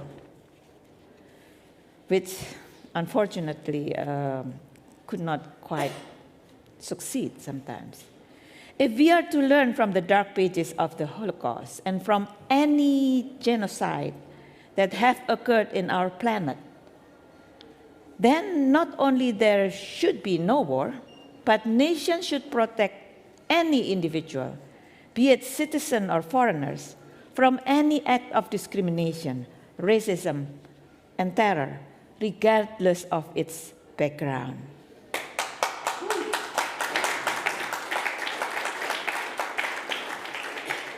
Surveillance for racism towards one race or ethnic group should not justify any racism towards other race or ethnic group. Surveillance against political anarchy should not justify repressing or terrorizing individuals or citizens in expressing their political critique and artistic expression peacefully, artistically. Yeah. And nation is not the same as race. This conflation or construction of these two could be very, very dangerous. Thus, if any of you should, for example, be critical towards one nation, yeah,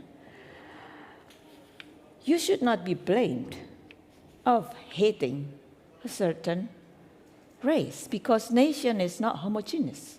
Any kind of nation, although they might look very homogeneous, actually, if you go deeper, it's actually heterogeneous with a lot of foreign citizens and all sorts of blending of population.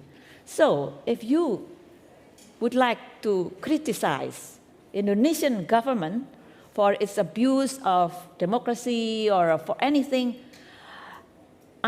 nobody, no friends here, Indonesian friends, would accuse you of hating Indonesians. Yeah? We would applaud you for loving Indonesians, because then you care for us.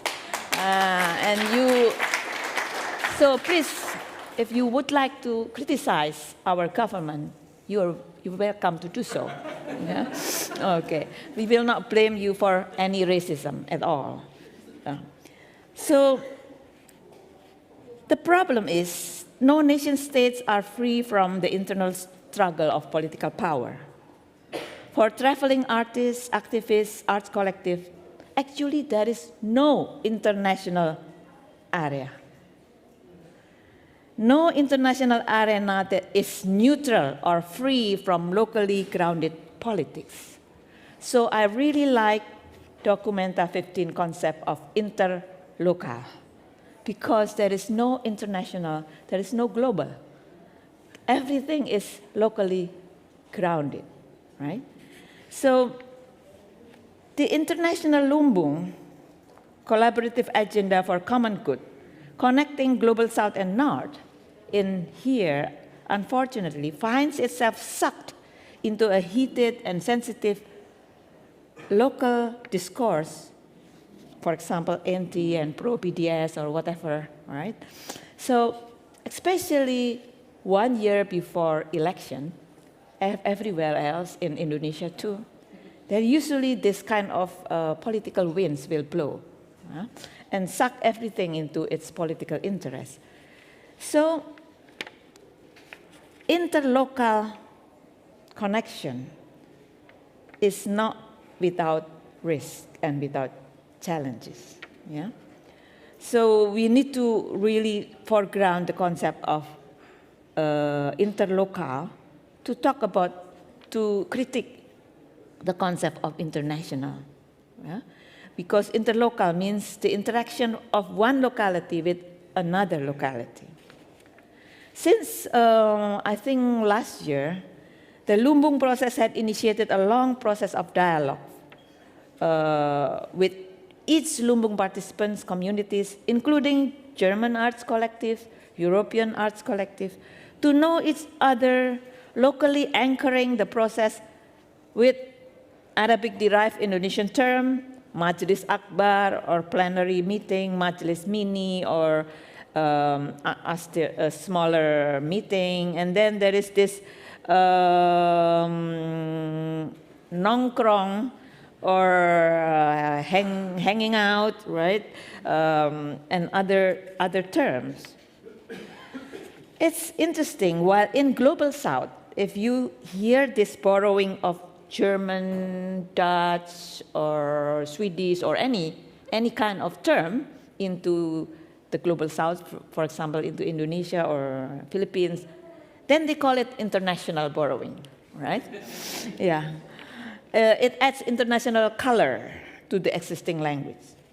But here, unfortunately for the media, such terms are nothing but foreign gibberish and alienating. So here we see that the interlocal does not occur in a vacuum of power hierarchy. And one interlocal dialogue with one is, again, very challenging, let alone if it happens with so many localities as here in Documenta. The people-to-people interaction during the 100 days of Lumbung exhibition has strengthened the faith that such face-to-face dialogue does happen and has been educational and enlightening for artists and audience, to say the least. At the same time, however, the media representation and the hard time that the Documenta 15 artists experience make us realize that this interaction is quite challenging, especially if there are forces that do not respect the other as equal, as you said, or treat the other seriously. The mocking tone of the media representation about the Lumbung reflects an strong Orientalist gaze discussed by, I think, Philip Pirote before. What was praiseworthy in the part of Lumbung community is that they never let this derisive tone to affect their hospitality and passion in serving the Lumbung guests and conduct their Lumbung activities. So please applaud them. Yeah.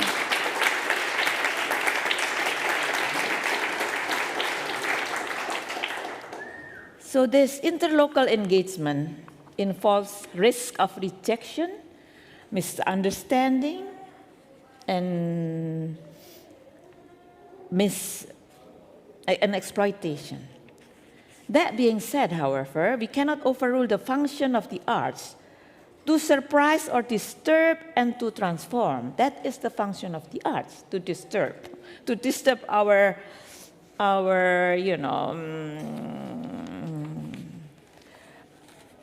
feeling of comfort zone, right?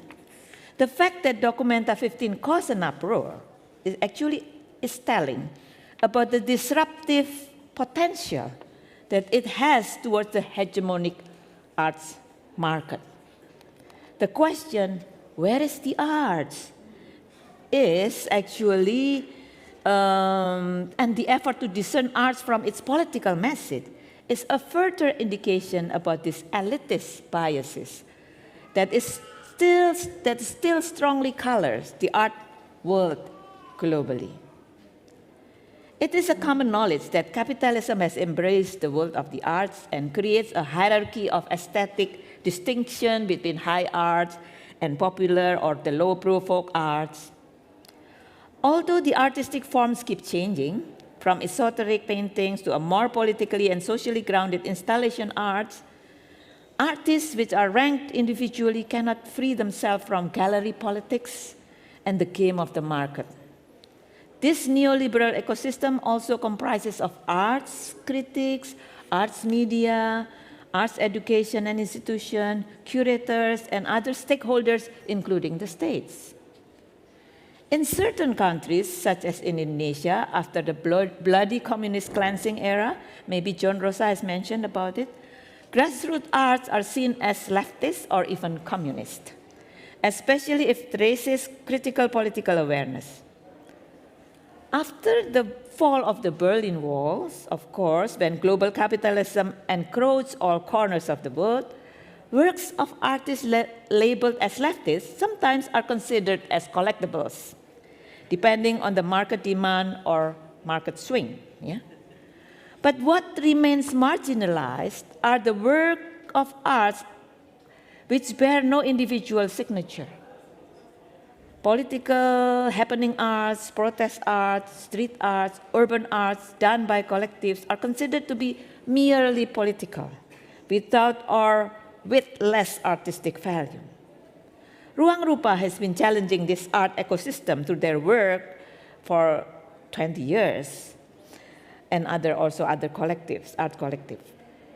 Ruang Rupa has, therefore they were chosen to create a wider Lumbung network through Documenta 15. This is the decision also to announce the selection of arts collective in Asphalt, a street magazine sold by homeless and the disadvantaged in 3 German cities, is a strong statement against elitism and support for solidarity economy.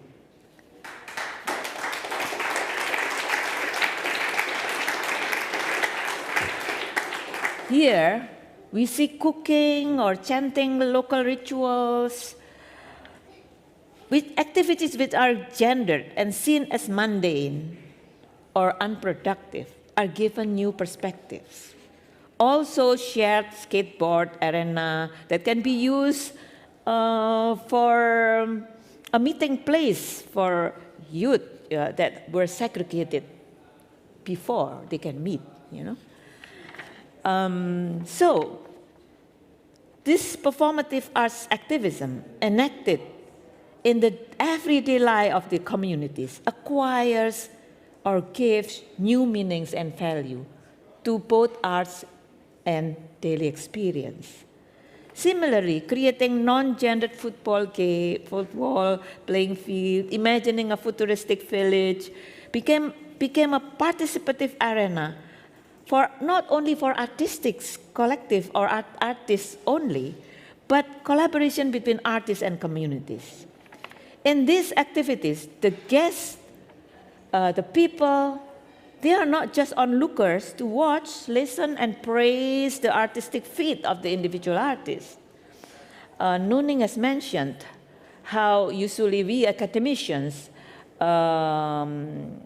appropriate knowledge from the communities for our academic purposes. But here, there is equal relation between artists and communities. They learn from each other. They create knowledge together and gather new insights from the experience. Here, making friends through arts finds its true practice, and not high arts that is defined by the hegemonic arts market. So there are new definition that is groundbreaking. What is productive and non-productive, and also the way to organize such exhibition, which is, I was just impressed of the scale of labor and networking that is taking place. It cannot be measured with the term effective, efficient, and output, you know, because it's time-consuming, and sometimes the result could be unpredictable. It can be a little bit chaotic, and sometimes dangerous. But the fact that you all took the chance is really amazing, because this gives us new possibilities in the future. Yeah. So what Documenta 15 offers through their Lumbung exhibition actually resonates with the community-based cultural commoning movement that has occurred worldwide, actually. I heard stories from just nongkrong for 1 hour nongkrong this morning from people from Chile, where she's here, and then from other parts of the world, how they have their own cultural commoning like this, right? Also in global south, in global north, in Indonesia, as I experienced, The interlocal commoning is initiated between, in my own work, a big number of kampong communities. Kampong is a village, or it can be also informal settlement that sprawled in the urban city. There are small informal settlement that is not yet governed by the market. Yeah. So these communities face marginalization and threat of evictions in the face of fast urban expansion and global capitalism. So musicians, performing art activists, cultural workers residing in each of their kampong all over the country think of ways to survive and to sustain the solidarity of their community within the dominant neoliberal system. They have to live within it. They cannot get out. That's the problem. Each kampong has its own demographic characteristics, ecological context, and social-economic issues. That's the Batak and the Mina and the Ambonis. They have their own, their kampongs have very different contexts. So each kampong has its own demographic characteristic, ecological context, and social-economic issues.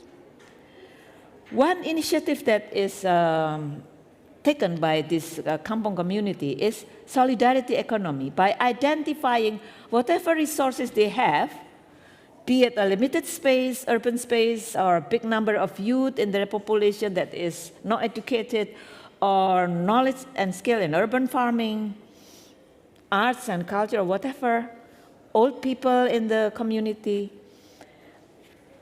knowledge, memories, and then they make use of it collectively. In Nuning's term is the museum, but it's not really a museum, to create activities that can generate community sense of identity, and if possible, generate income to be shared by the community. A few months ago, there was this kampong community in Jakarta, which has been, activists tried to save from being affected, and they were successful. So they are given the legal, legal access to their place, etc. So they are safe, they will not be affected. But then there is an issue. Why is there no sense of community here, right? And then the people started, what do we have? They started to think, nothing, we don't have anything. There's no art. But then they mentioned something. Well, a lot of people here actually are connected to one another due to one midwife. She is now almost 100 years old, and almost all family were helped by this midwife. So I said, this midwife is your connection, you want to make Kampong Festival very artificial. Why don't you have a festival around this mpok, yeah? Which, and all share their cultural memory of being helped by this. And then you share your genealogies and all have a community identity. It's a shared memory. And they said, oh yeah, why don't we do that, right? So this is an example of a very, very, very simple museum that is not physical, but that is alive. Yeah? There are other kampongs in Bekasi area that is always flooded every year. And then they collect what they do to live in the mud, in the flooded area. All the simple technologies and all, and the stories about fishes that died because of pollution. And then it becomes a collective resource for them to build upon any activity or any sense of identity. So this, it can be urban farming, it can be anything. Yeah? The interlocal network of kampong community is activated to support one another by, they have this term, again, locally anchored, it's called Sonjo Kampong, meaning visiting one kampong, another kampong. So if one kampong has problems of resources, they are usually ignored completely by the local authority. They are not considered to be important because they have nothing. And if they have something like this, like a memory of a wife or whatever, then other kampong, they will tell other kampong, and the other kampong will come and then join their whatever they have.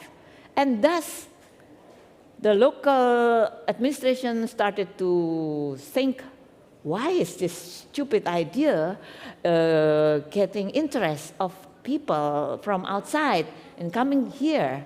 So there must be something that we missed. So they tried to, there is this bargaining position can be increased by the support of one kampong to another. Sometimes they share their strategies, their stories. In our kampong, we do this and this. It might not work in your kampong, but we do this and that. And the other share their stories. And from sharing stories, they can create something new. And sometimes they can create this together. So this is very simple, very without, the term is modal dengkul, you know, without any capital, without any money, without international funding. They don't even know what international funding, let alone writing a proposal. It's very complicated, right? Okay. So from various kampong commoning experience in Indonesia, I learned that they cannot get out, actually, from the hegemonic neoliberal system, but they can carve a breathing space and an environmental infused with alternative values and practice in order to survive and to sustain their communities. Yeah?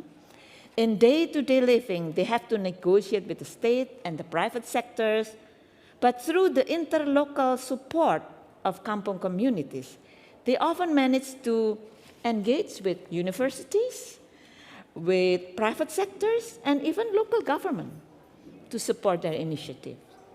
So it is a call for different imaginaries of people-oriented world, a world of collaboration, of sharing, which of course we cannot romanticize this because the actual living and actual facing of the problem is not to be romanticized at all, right?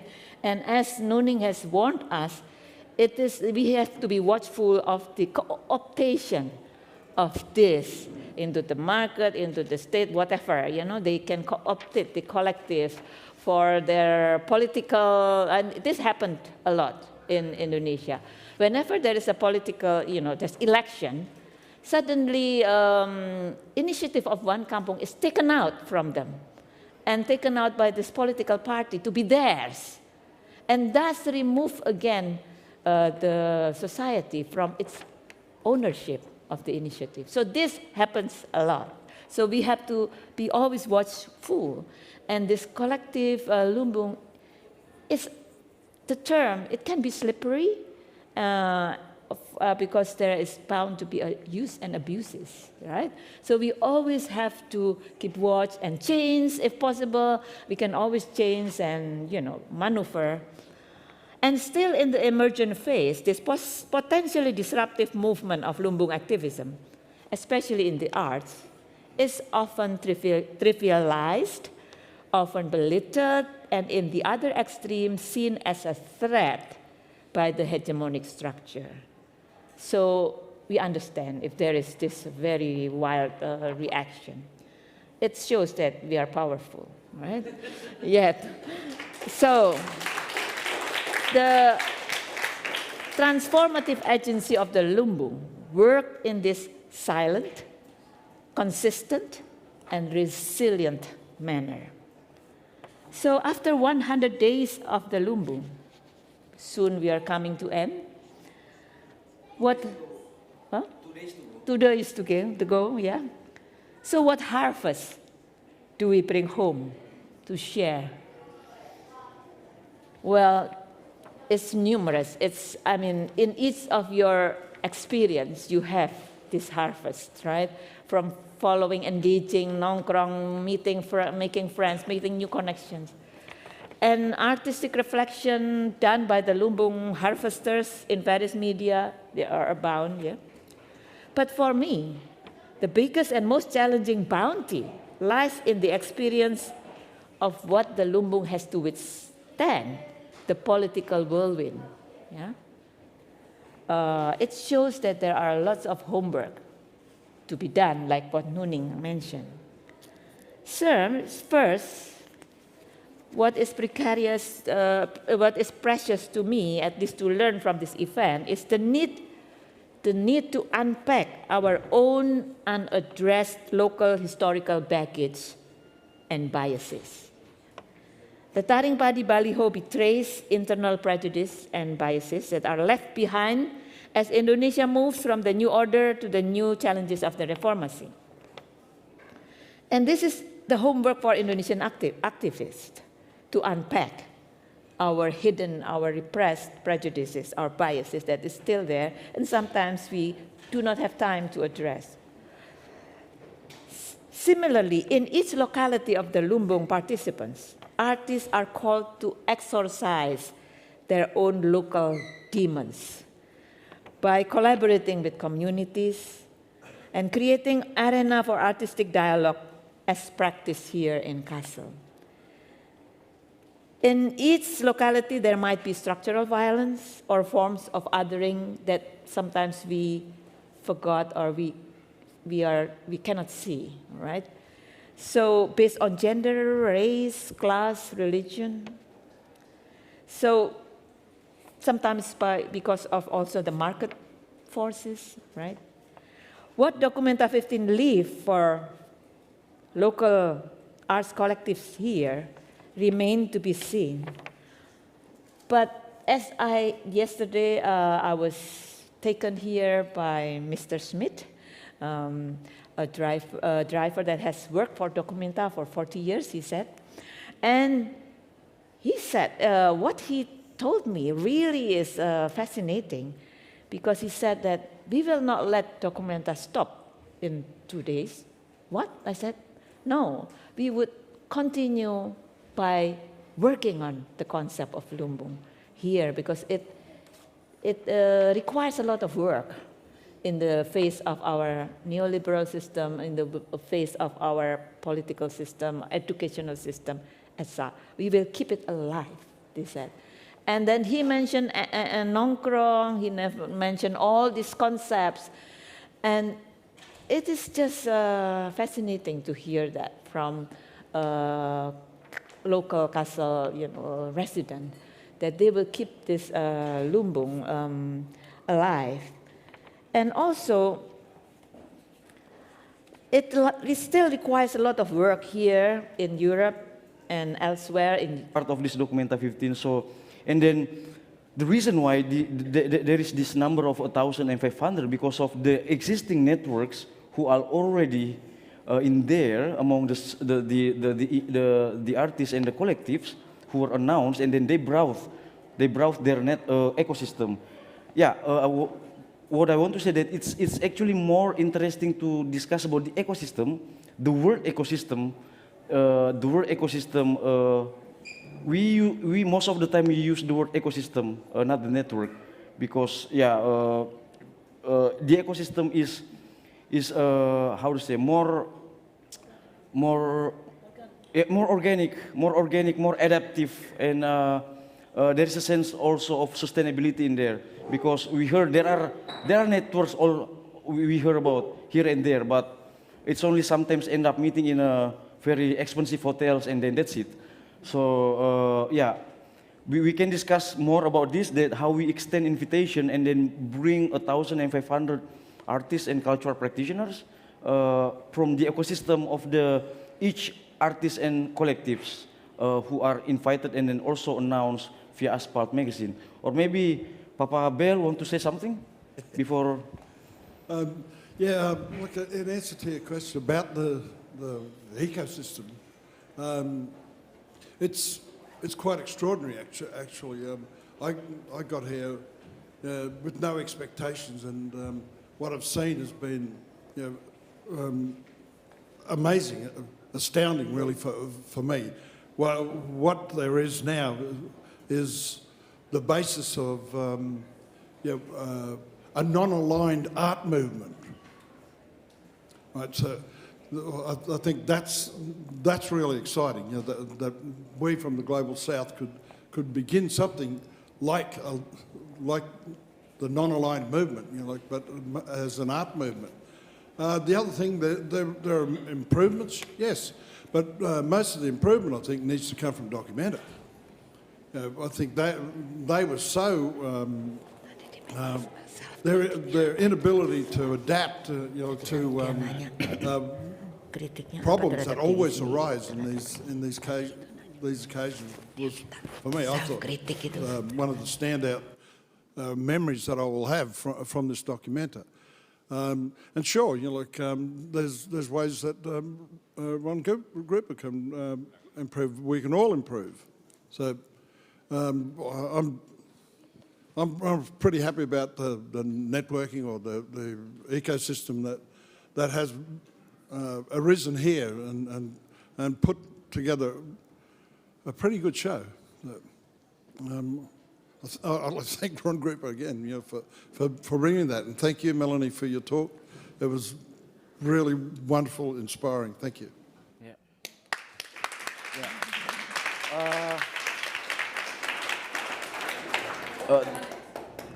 There was also a question of the self, what we learn from here. Of course, we learn a lot since we came here since 2019. Because this is also our first documenta, so we learn a lot from our first documenta. Yeah. There won't be the second. The second one. No, We learn a lot from our first documenta because of before 9 of us in the artistic team, only 1 of us ever visited documenta, and then the rest of us we never been here. We knew what documenta was, we knew that it's happening in Germany, but we never came here. So we also, what we want to say that we learned a lot from our first documenta there are many things we learn, including that, for example, how we announce the name of the artist through a magazine which is sold by the homeless is also part of a way to adjust. So that's why we like to use the word adjustment. Because it's more interesting to use it, because with adjustment we can have a picture that we want. Maybe it's not going to be liked or loved by all of the people, but at least we satisfy ourselves, or we say we like it, and then the people around us or who are working with it also. Like those pictures that we bring from the adjustment. So if we want to list what we learn, a lot. It can be, we plan to publish many books after this, including what we learn from here. And then hope it will be part of the continuing of Lumbung in the future, because Lumbung will be continued. And as I said before, to respect the time and also the time and then the work of our friends, the simultaneous translator, and also our friends from Tone Direct, and then the people who will take care and clean the room.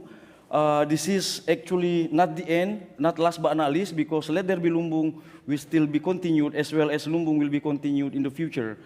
But for this session, during the last week of Documenta 15, today is the 4th day of Let There Be Lumbung talk series. We thank you all for your participation for 4 days up until today, because I noticed there are some faces who came every day, every session from, thank you all of you. I don't need to mention your name, just feel it for yourself. And then thank you so much. Thank all those speakers who are very generous, give us their time, we still have our Nikos Papastergiadis, Nuraini Juliastuti, and also Ibu Melani Budianta, who are still be with us here. Thank you so much.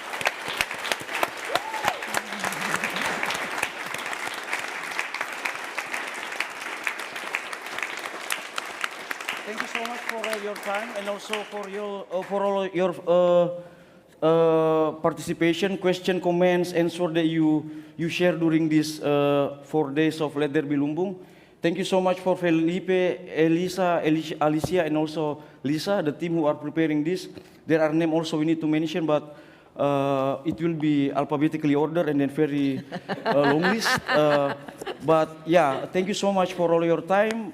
Thank you so much for all of us, and then thank you.